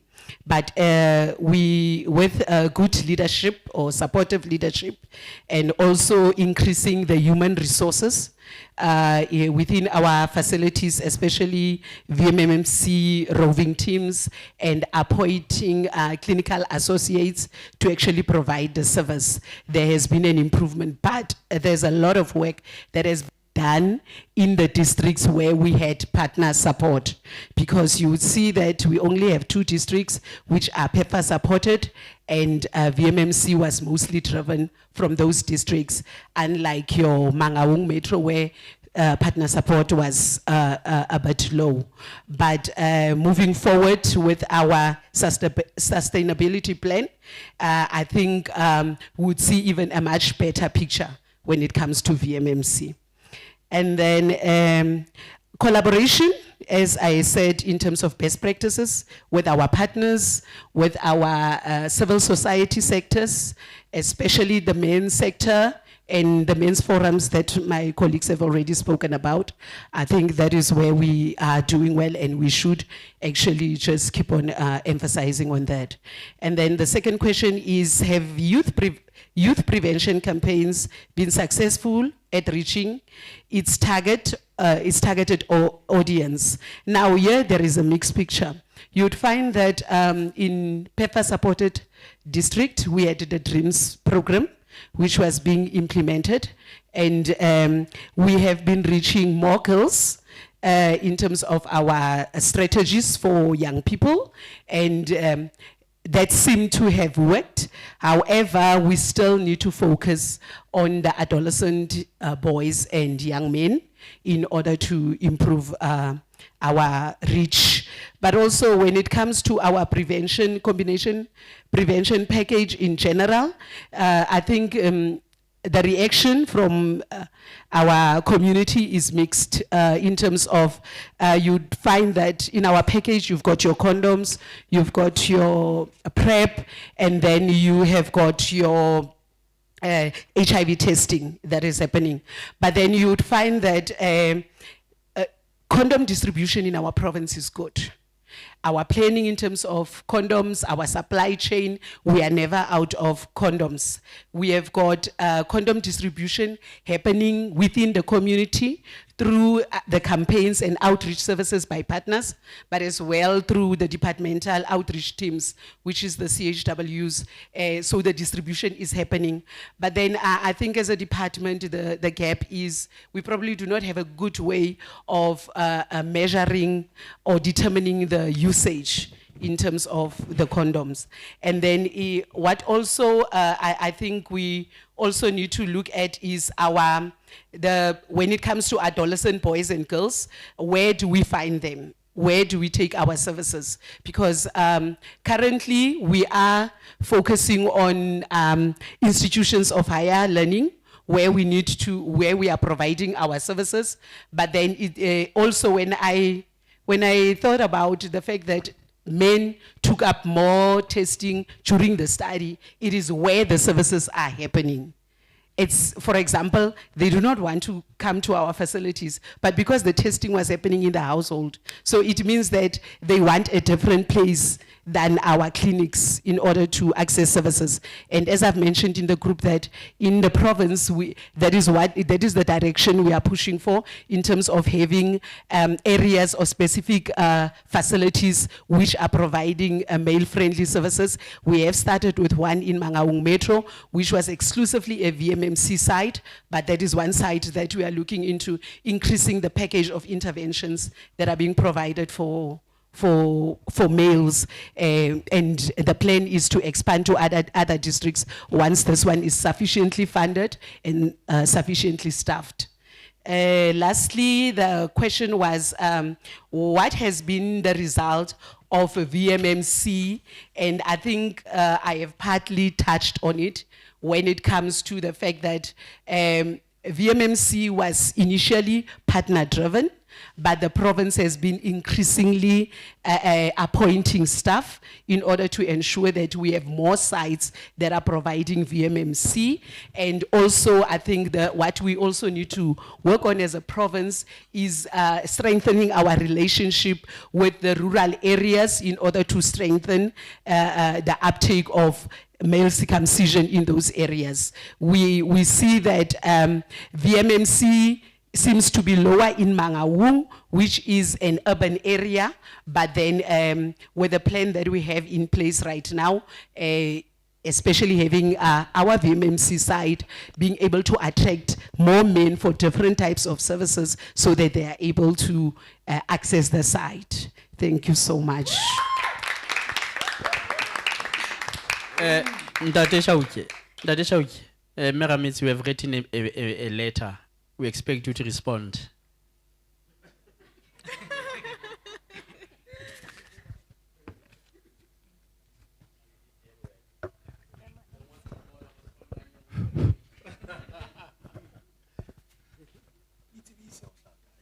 Good morning, colleagues. My name is Stella Motoko. I'm from Progressive Youth Development Organization based in Botshabelo here in Free State. And I'm also a member of the Free State Civil Society Forum. Our topic was on number 2, what HIV messaging is critical to communicate and to whom.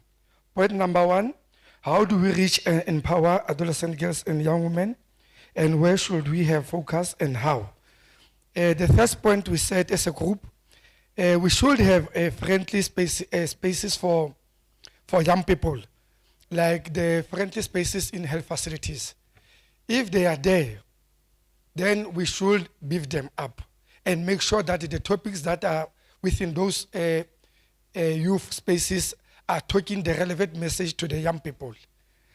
And secondly, we should have youth dialogues, such as behavior change programs, and also hear from the young people or on those programs or those dialogues on what must be involved in those topics within those spaces, because they are the ones who have challenges. They are the ones who know what must be initiated within the dialogues.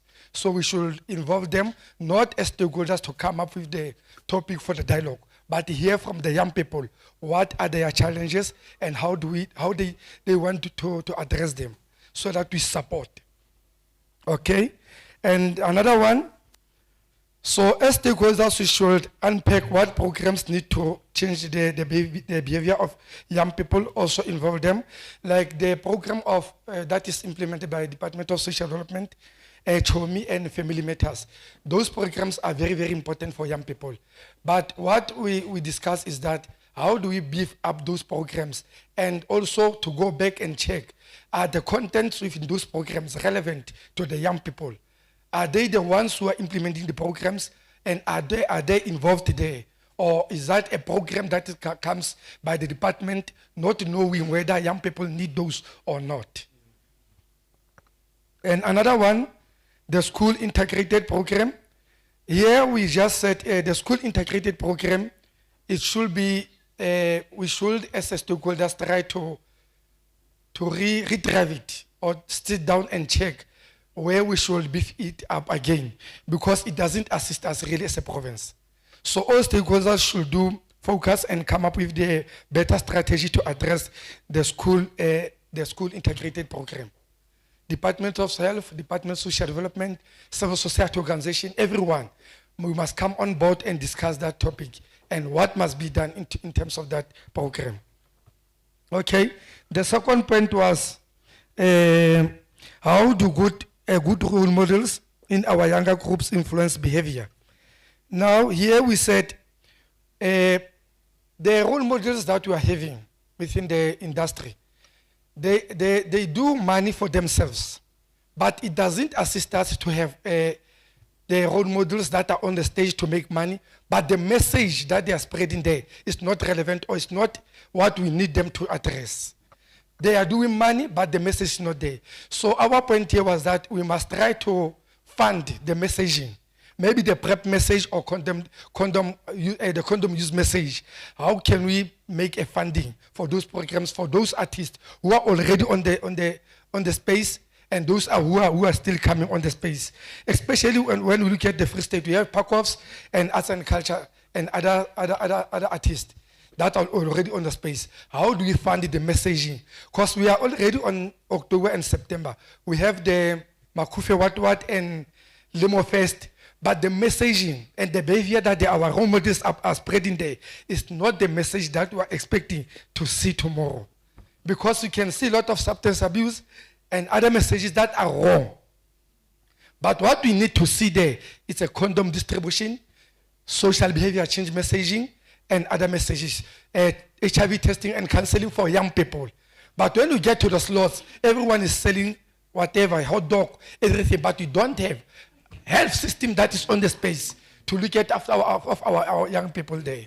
They should test already there. The testing should be done already there. All right, and okay, looking at the, okay, another one, we should look at the interest of young people within the province. Now, here we saw that there's a challenge in terms of communication. We come up with communication channels, but we don't understand that our young people now in our diocese, they are more likely on Instagram and social media platforms. So the communication that we are doing for young people must be relevant. When a young person is Googling something, we must be on top by message. When you go to Instagram, we must make sure that we are visible within the media, social media platform. And out of school youth, here we said out of school youth, most of them, they spend most of time on TikTok. And what are we doing as the province to make sure that the messaging that is spread within the TikTok and other social medias is relevant to what we need to see happening to our young people, so that the behavior can change in every platform. Okay, and the last one was on Tatena Winkile, Ratabalan Tatu. All right, you is close to you, be successful in the province, and what could be done to further do better campaigns. Okay, here we said, where I am. Okay, no official launch of you equals to you within the province. So we have sent that there is no official launch that happened for you equals to you within the province, and that must be done. Also, plan and involve all stakeholders in the program, including key pops, and also make sure that we leave no one behind, LGBTIQ plus society, the disability, traditional leaders, youth sector, FBO, and other sectors. So here we should make sure that every sector within the civil society is involved. Every stakeholder is involved within the U equals to U program. And lastly, we must simplify the U equals to U messaging, localize it, and make sure that we have the target audience. What we need, we must focus on the target, who we want to target for that program. All right, bridge the gap of U. Okay, there's a gap. Okay, we said that there's a gap on U equals to U within the province, as I have already mentioned. My last view, but this one comes from myself. It's not from the group. I have just noted something here. No, not reading. I just noted something that is very important. From the civil society chairperson is here, the provincial chairperson is here. I just want this to be noted. In terms of these gatherings, we need at least 2 sector people from every sector of the civil society to be part of these gatherings, because they are the ones who are foreseeing that the programs are implemented within the society. So if we are stakeholders and sitting here, we don't have civil society within the program, within ourselves, then who is going to make sure that education, awareness, and advocacy is happening in the community? So my request is that when you do this kind of gatherings, we must involve every civil society sector in the platform. Thank you very much.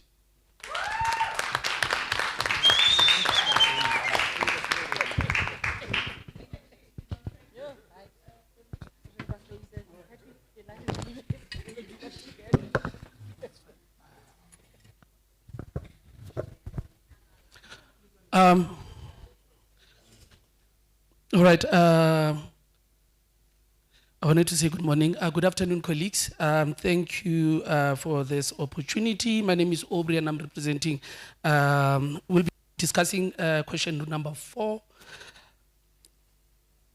So the question goes as follows, colleagues. Challenges, success and challenges in reaching the youth, women and other populations. We have basically started off by addressing this particular point before getting into the 3 other points, sub-points that are provided for us. And we have generally discussed that the challenges that are facing the youth, the women, and other populations in society are basically 3. The first one is our culture and gender norms. We believe that these are setting us back in terms of the work that we are doing. And the second work is the issue of access to prevention services. In terms of access, so basically, maybe before I start, I need to go back to the fact that our presentation is based on, if anybody recalls, when we were being given a presentation, there was a graph that we saw, which was very puzzling and which was very concerning, that was speaking about the prevention of HIV in the Free State. And we saw how it was, how it increased between the years, 2017 and 2022. So that is what we are basically basing the information on. And then we realized that when we're speaking about the youth, young people under the ages of 24, that there is an increase in terms of infection that we are seeing there, and chances are it is from new infections, right? And then with that, we realized that actually we as stakeholders or as partners or as the Department of Health, these are young people that we can't really access with prevention methods that we know that works. We are unable to get into the primary schools, the high schools, to provide the prevention methods that we know are working for our people when we go to colleges, when we go to universities, when we go into the communities. So that is the issue of access as a challenge. And then the other issue is resources. That is the last point in terms of our challenge, but there's not just a challenge here, there's also a positive. So in terms of resources, we understand that the department, which is the custodian of health and wellness within the Free State, it is under-resourced on 2 folds, on these 2 fronts. The issue of human resource, our clinics are understaffed. And then the other issue is on resources that we are speaking for those populations that reside in the rural areas, for instance, we are unable to access them because we do not have the mobile clinics to can go into those areas, right? So that is the last part. But also there is a positive, because I've noticed as I was busy making these notes that the number of people that are here are partners who have been funded by different funders to support the department. And I think that is something that needs to be noted, that as the Free State, that we, to some extent, we are privileged to still have Bochaka, Lebu Kespa, you know, with the monies that they have providing services to our people. Yes, and we need to clap hands at least for that one part. Yeah. So, now we are getting into the crux of the matter, right? So, point A, it asks, how do you influence changing patterns of prevalence amongst adolescent girls and young women? Going back again to the graph that I made reference to. So, we sit here and we sat and then we said we are going to attack it in this way. We have programs that we are currently doing. Programs that we know that as partners, as the department, we are implementing and these programs are working, right? But these programs are mostly concentrated on the under 24s, right? So this is ages between 14 and 24. We are doing peer education there. We are doing HIV testing. We are doing I don't know, LGBTI. We are mostly AYP. You can name all the programs that we are implementing, but they are mostly focused on the ages of 24 and below. And that is because we identify that population as a key population to some extent, especially when we are speaking about our young girls. We then come back to say, but on that graph, similarly, there is an interesting community, which is the community between the ages of 35 and 44, which we are seeing as the apex of the graph. That is where now the graph is at its optimum in terms of prevalence. So the interesting fact is that when we speak about new infections amongst the girls below the ages of 25, we know for a fact that they are not basically infecting themselves through engaging in sexual intercourse with their peers. It is these middle-class young professionals that have just gotten into the workplace that are at the ages of 35, and they basically, for a lack of a better word, they have new money that they can easily influence these young ones to basically do or succumb to whatever it is their sexual demands are. So we have separated them in that sense. And we are saying that the interventions that are done to the adolescents must also be done to the young professionals. There is also the issue of messaging. There needs to be a specific messaging because already we are using the messaging of condom usage to the adolescents. There should also be an emphasis on the message of you equals to you when it gets to the young professionals, because the graph clearly demonstrates that at this population, large majority of our people, they are HIV positive. So we need to make sure that they are suppressed, virally suppressed, so that if they still continue using their new money to go and influence our young girls, at least there is a less chance of them infecting these young ones. So that is the issue. But over and above that, the issue of dual protection must also be emphasized. Dual protection in what sense? We would like for people to use PrEP and also condomize at the same time. And this is one message that applies on both the left and the right, being the adolescents and the young professionals. So that is that as an intervention. The other issue is we look at the fact that both the adolescents and the young professionals are always hooked up on their phones. So one way of delivering the channel that we need to be focusing on as the department and as our partners is to try and take advantage of social media as a way of distributing this message that we've just mentioned. And then lastly, I want to talk about, while we are still on A, the issue of we need to have it was impressive the information that was shared regarding the men accessing, participating in the survey or participating in the research and also accessing services, right?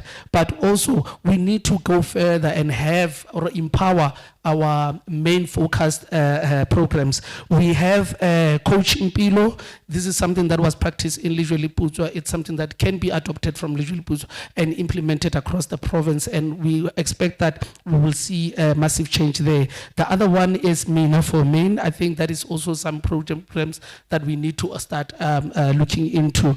But also, maybe to just highlight something, this is on the second point. We need to also not just look at programs that are within the Department of Health. There are other departments that are implementing programs that are HIV driven, and they are also focused on men. I'm not sure if we have the Department of Social Development here, but they are also implementing very effective programs for men. It's Men Championing for Change. We need to look into that. We need to also support boys championing change. And this brings me to my next point, which basically say, how do we better coordinate efforts on health intervention strategies at local levels in South Africa? And we basically said, this is going to need a multi-sectoral approach, a multi-disciplinary team approach in this sense. I've just mentioned that there are programs that are happening in DSD. There are HIV prevention programs. When they are being implemented, where is the Department of Health during that particular moment? So that is the one thing that we need to look into. So there is a need to have a coordinated effort between the two departments for us to win this at a later stage. Should we be having a dialogue, let's say, for instance, we're in a Men's Championing Change dialogue, Department of Health needs to be outside waiting for those people who now got converted into understanding the idea that HIV prevention is the way to basically have a zero HIV environment. DOH needs to be outside to test them right at the spot once they've gotten the information that DSD has provided. So if we were to work together, that is how we're going to win. The other departments that we feel that it's important for them to link together, we are looking at COCTA and the Department of Health. We mentioned in the beginning of our presentation that there's an issue of culture and gender norms that needs to be attended to. The custodians of our culture is our traditional leaders. So if we honestly believe that culture is standing in the way, it's an impeding factor for HIV to get to zero, then we need to engage these particular traditional leaders, and therefore the two departments need to work together to ensure that we get there. And then lastly, this is the last point, colleagues, is HIV testing and status awareness, art and viral suppression seen in your community. We then said the issue here, it is basically on the fact that we need to, in addressing this, we need to ask ourselves this particular question. Do we ever ask people, where do you want to access your services? That is something that we hardly speak about, because if we're going to talk about viral suppression, if we're going to talk about art, the challenge might not be that people do not want art.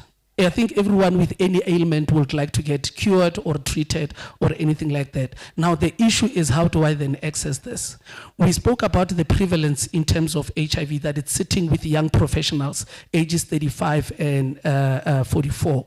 These people are young professionals, they are working, and in their community, they're expected to live up to a certain high standard that I think we need to all acknowledge. And that standard says to them that they cannot be seen at a public clinic because they are expected to be having medical aids. Actually, most of them do have this medical aid as a benefit. They just choose not to take it.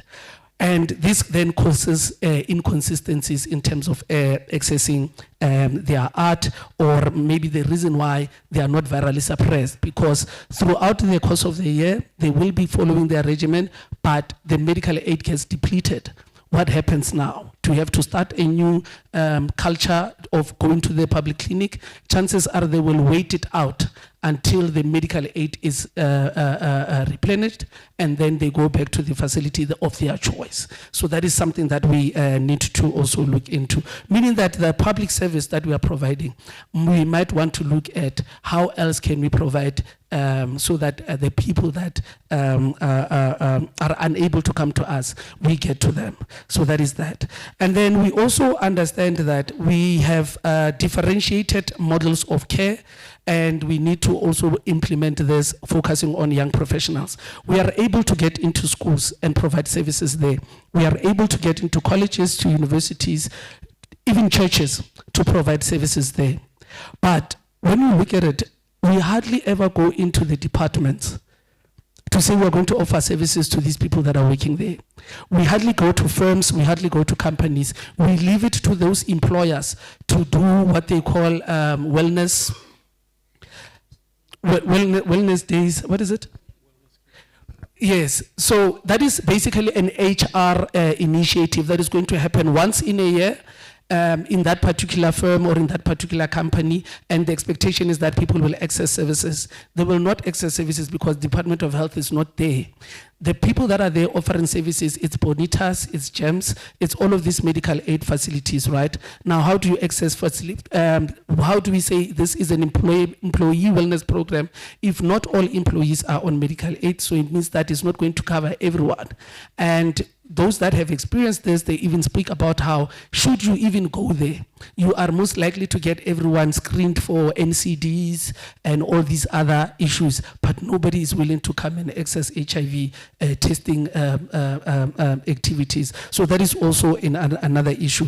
And then we talked about how the professionals, if you're to engage them today, even questions that can be answered by minors in high schools, in primary schools regarding HIV or how to use a condom, they will not be able to answer that information, because throughout the times that they were in varsity, the times that they've been working, they've been so focused on their success that they've ignored every little campaign that was done in the streets or every tent that was assembled in their college and so forth to go and get the right information. They've been focused on getting this success. Now they have this success, they lack the social skills to make sure that they protect themselves against all of these social ills.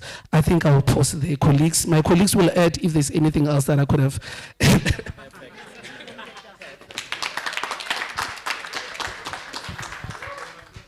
Yeah.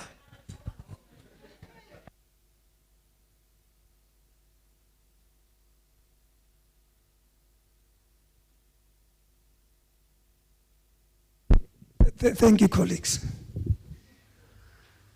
Dademos, I'm hesitant to say there's talent in the Free State. And we need to take advantage of that to reshape and reconfigure the Provincial AIDS Council as well as the district and local AIDS councils. There's a type of talent that you cannot manage to lose.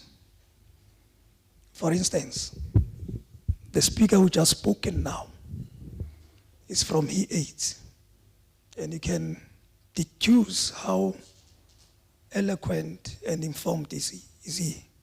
Now, it's therefore says to the office, what are you going to do with this talent?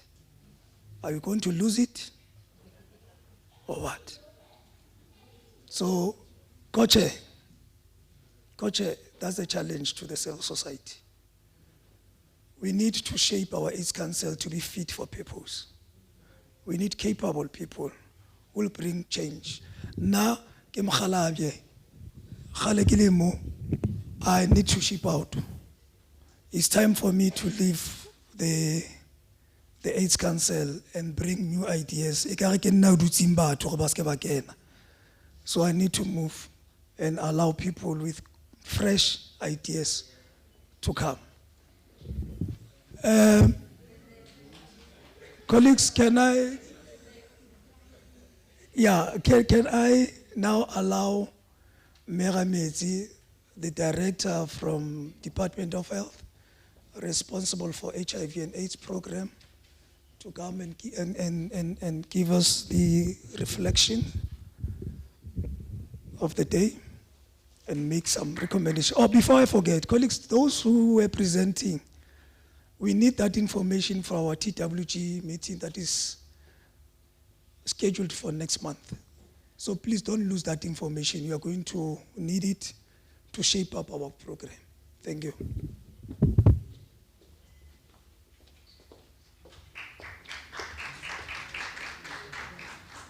Thank you. Good afternoon, colleagues. Good afternoon, everyone.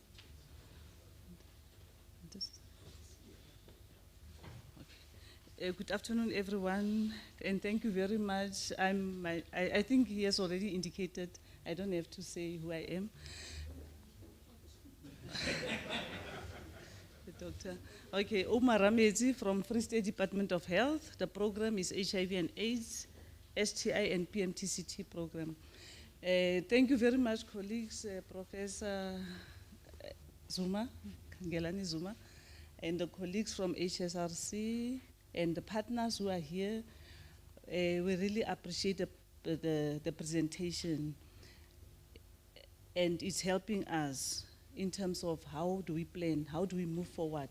It is important for us as a department to know what is happening currently in our province, in our communities. And as we know that last presentation was in 2022, and we see now the changes that happened over time in terms of infections, that in a certain age group, the 0 to 14 years, there's an increase. So it means now we need to see how do we plan our interventions. We need to ensure that our interventions are targeted and also in relation to the changes that we see. But maybe to highlight, I think from the department side is to say that although we welcome the presentation, but there are other issues. I wished before we went into the groups, we could have had an engagement just to engage with the presentation to get more information regarding certain areas. Because what we are picking up when the presentation was done is that there are some, the data that we are having as a province is not correlating with some of the observations from the studies. But it could be as maybe, I'll go back to what the group they presented. It could be that, as it is indicated, people behave differently in different situations. Because in our experience as a department, it is that people who are accessing healthcare services are women, not men. Men have poor health-seeking behaviors. And in terms of testing and retention in care, women are the ones who are retained in care, and they are ones who know their status when you look at the 95 cascades. But the presentation is saying otherwise. But it could be that maybe men were accessed in a situation that was comfortable for them to open up and to be willing to be tested, and to be willing also to give information. And then they are not willing to come to our facilities because, as it was already indicated in some groups, maybe our facilities are not user-friendly, but again, the waiting times and the lack of resources. So maybe something that we need to take in a positive light, not to say that it's disputed, it's just to say that maybe we need to say, how do we then look at our interventions to make sure that we also they are more targeted, and also the environment in which we are providing our services, though that environment is more user-friendly, but it's also, because if you are working, you come to our facility, you have to sit there for 8 hours.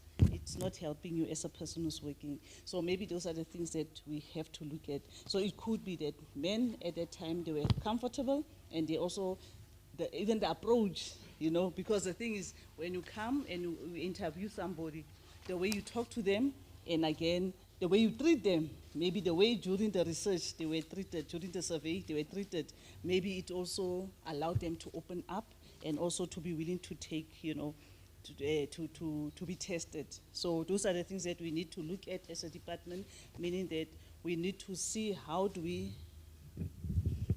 ensure that our services are targeted, but again, they are streamlined, and we also make sure that, as I think in our group they said that we never get to ask people what is it that they want, where do they want to access services, how do they want to access those services. So those are the things that we need to look at. But generally, the presentation is good, and also the statistics, we welcome them. But when we go back as a department, and with all the inputs, we'll also go back and look what is it that we are having in terms of our data, because we've got this routine data that we collect, and then we take it and we also sit with this. But maybe the contrast could be, maybe we need to see the people are not coming to the health facilities for certain reasons. Maybe it's us who need to go out, as we, the group said that we are not at the stadiums, we are not at Makufe. Maybe we need to go where men are to provide them the services. So those are the things that we look at. But on the whole, on the general note, we welcome the presentation and we're happy, and we're hoping that this is not the last time that we are interacting with the team. We'll continue our interactions, and also we are going to get the presentations and the inputs, and then we as a department, we sit together and then we plan our way forward. And maybe just to say, the two districts, Lejwe Lekhutshwa and Thabo Mofokeng, they are PEPFAR supported districts. And in the province, Thabo Mofokeng is the district that achieved the 95 targets, the first 95 and I think the last 95. But the people who are on treatment, that one is not achieved. So, but those are the things that we picked up, that when you look at the presentation, we are saying otherwise. But it's something that we'll go back as a department and look. But we welcome the presentation. But also, we also like to thank our stakeholders who are here in terms of participating. And from the groups, we received a lot of inputs, and then those inputs are beneficial, and they are also going to help us to plan better. On that note, I would like to say thank you very much. Thank you.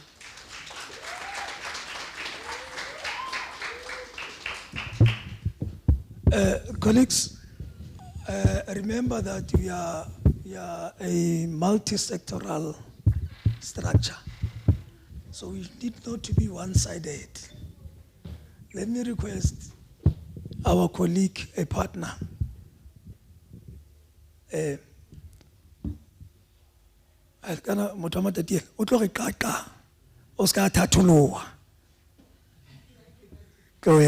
Dr. Sitati from Right to Care.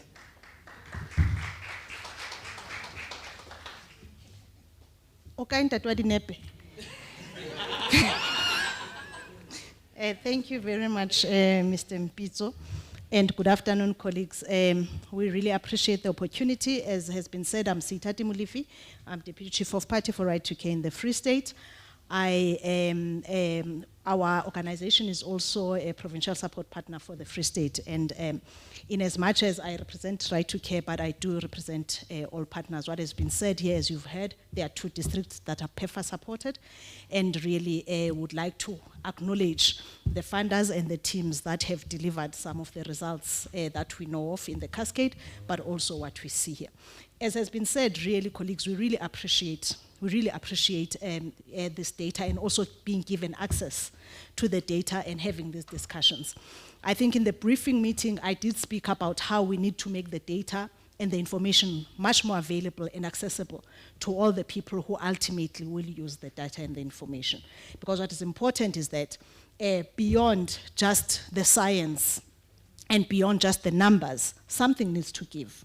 Because ultimately, we are not programming so that we have numbers one way or the other. We are programming so that we impact the lives of the people that we serve.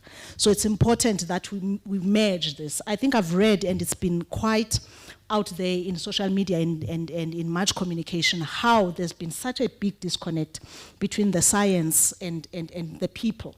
You know, and it actually did rear its ugly head also during COVID, where you'd hear people actually doubting science so much that even information that was useful, information that could have been helpful to them, was not received well, was not internalized, and therefore was not acted upon. So in order to really address this, we really do need to speak to the people. I'd like to really appreciate Prof. Zuma's delivery. I'm not sure whether he was in that meeting, but the way he delivered it such that he was speaking to the people. He told us what prevalence is in a way that you don't have to have read any science book to understand it. And this is part of what we need to address. So all the recommendations, all the conclusions that we've come to, if we do not come to the point where we address how we package information that is supposed to be useful, that is supposed to change behavior, that is supposed to change outcomes and give us positive outcomes, and we don't know how to package it and deliver it such that it speaks to the people so that they can use it, we will not get to where we get with all the information that we have. For instance, one of the cries is the fact that there are people who still refuse to participate in the study. Yes, in the Free State, they're not so much, but further, there are people who refuse to test, right? And you were saying, one of the conclusions, please help us next time.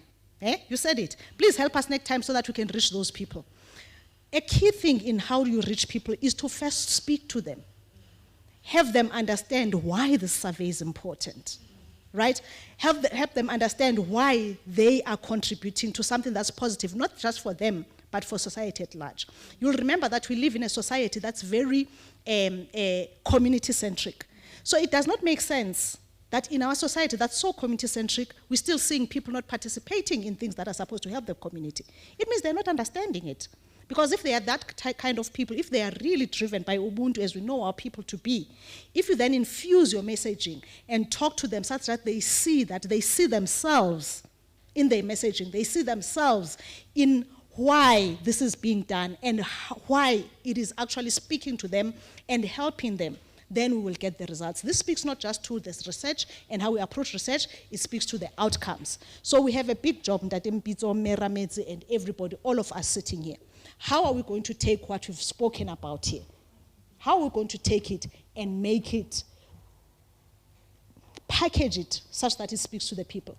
Package it so that the people can internalize, own it, and start informing the way forward and also start implementing all that needs to be implemented to change the picture. We want this HIV-free generation that we're speaking of since we started the program in 1994. We want to see it now. We've really spoken about it. We've really theorized and all that. Now it's to the next level where we actually attain it. Thank you very much, and thank you to all.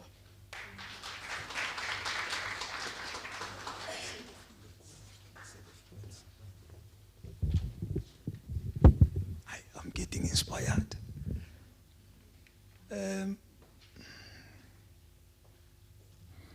Dademos.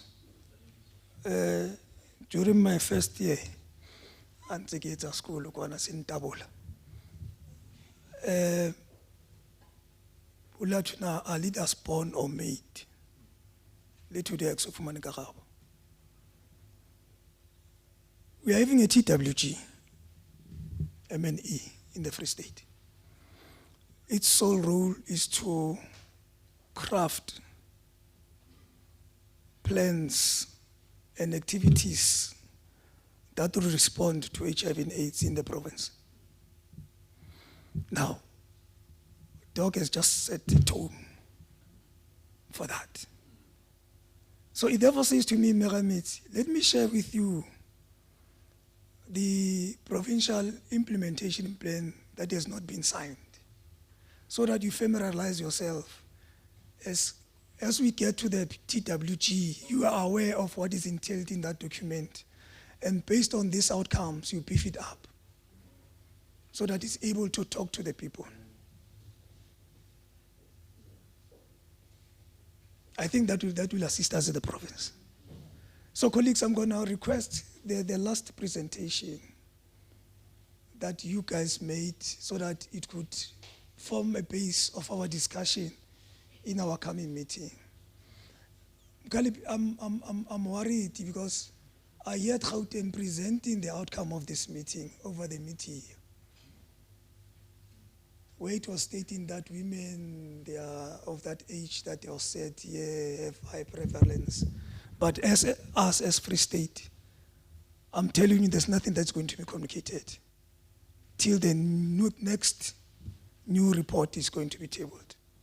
Meramit, please assist. I spoke to Ntate Mvambit this morning.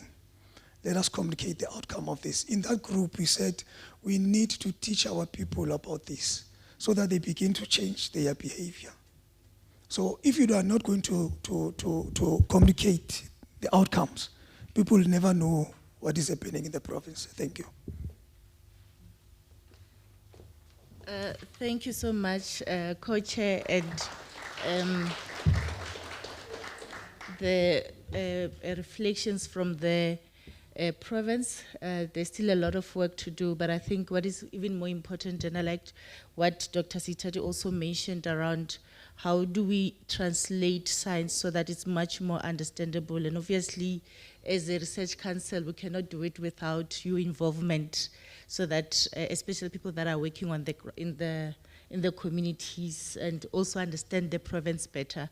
So as I think Prof also mentioned, that this is just the beginning of many collaborations and the work that we need to do together, so that we see how do we bridge some of the gaps that may exist even in implementation, not just in research, but even with the work that you do, so that the person that is most important to impact really has the benefit in terms of the work that we do and the different spaces that we work in.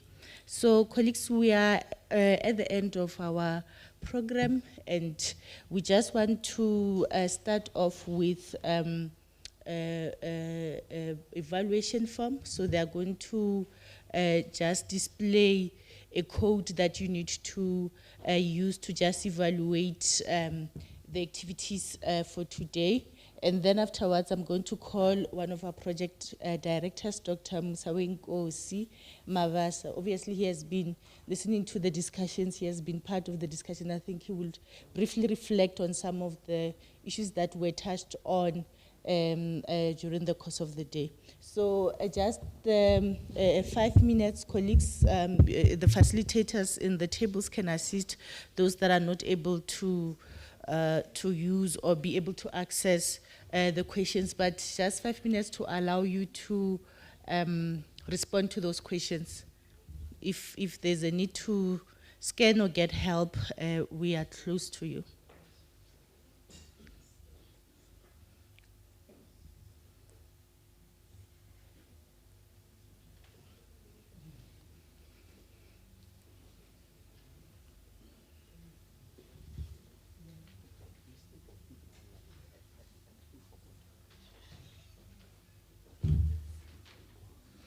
And colleagues online, and we're very happy that you have joined and are part of these discussions and will continue. I think some of, or most of them are from the province, from what I understand.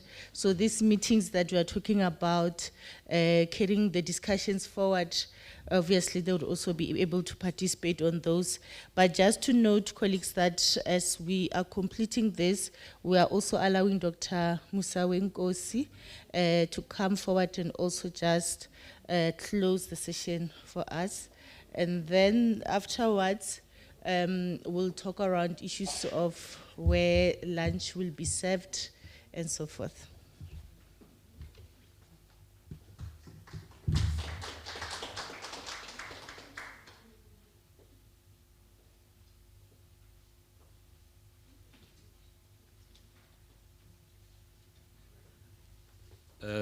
Thank you, Dr. Makola, and good afternoon, colleagues. I was not aware that I was going to give a closing speech, but thank you. So, but for me, I think it's quite easy for this province, and I think there are a lot of successes that have been made in the fight against HIV in the province, and it's quite clear if you're looking at the differences between 2017 in terms of art, in terms of viral suppression. So there is improvement, but you still have your work cut out for yourselves. I mean, if you look at that epidemic curve, I think for me, that stands out like a sore thumb. So in 2017, you had made some gains. What is it that has changed in 2022? You're getting new infections. In the age group, the adolescents and youth, there's been a lot of interventions that have been targeted to adolescent girls and young women. In other provinces, we've seen a shift. But in this province, it's bulging. What it's telling us is that there are new infections. And we're talking here about sexually active youth. And I don't want to belabor the point that was made from my table. The fact that who are these girls, if we're focusing on adolescent girls and young women, who are they dating? Is it their peers? Certainly not. Of course, they do have boyfriends who are their own age. We also know they date people who have the means. So we have our work cut out for ourselves, colleagues. Just maybe before I give a vote of thanks on behalf of the HSRC, let me just reassure you colleagues that the presentation that was given today is going to be made available. So you get the presentation. Secondly, we're currently busy working on the provincial report. So the presentation just gives you key findings. It's a summary of key findings. There are much more detailed findings in this provincial report, so you're going to get that. But I think most importantly, what is important to say to you guys is that the survey data that Professor Zuma was talking about from 2002, at least up to 2017, is available for public use. You can download it from our website. And at some stage, the 2022 data is also going to be made available. Over and above that, we are also available to assist the province where they need help. So you can actually engage with us. We can interrogate your provincial data the way you like. But bear in mind that we are also limited by the numbers for some of the districts. But we're certainly available and will definitely assist you, just to reassure you. Colleagues, so now on behalf of the HSRC, I'd like to thank all of you present here for making time to be part of this dialogue. And I would like specifically to thank the civil society present here, the Provincial AIDS Council, which assisted with coordination of the event. Also would like to thank and acknowledge all colleagues who joined us online. Thank you all for joining us. And last but not least, I'd really like to thank CDC, who has supported us, without whom these dialogues, and particularly even here in this province, these dialogues would have not been possible. And most importantly, PERFA. And once again, colleagues, I would like to thank you all for making this event a success. Maybe as my parting shot, I'd like us to maybe give a round of applause to Ntate Mpitso and Ime Makola. Thank you for steering this ship. Thank you.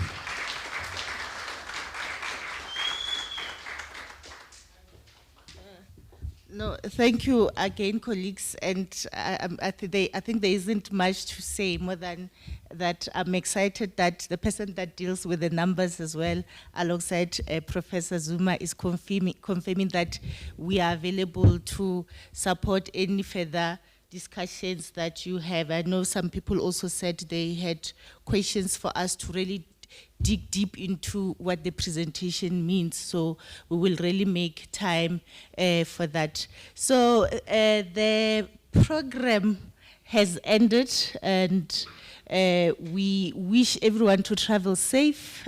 Before traveling, there is lunch just for us to engage. The HSRC team is also eating with you, so that would give us an opportunity for even to discuss some of the findings and the issues that were also spoken about during the small group discussions. Our marvelous group online, including the field workers, I'm seeing names of the colleagues that collected the data. I hope that you are proud that the hard work that you put in has been displayed and shared with your province as well. So have a lovely afternoon, and see you when we are busy with the next SABSSM. Thanks.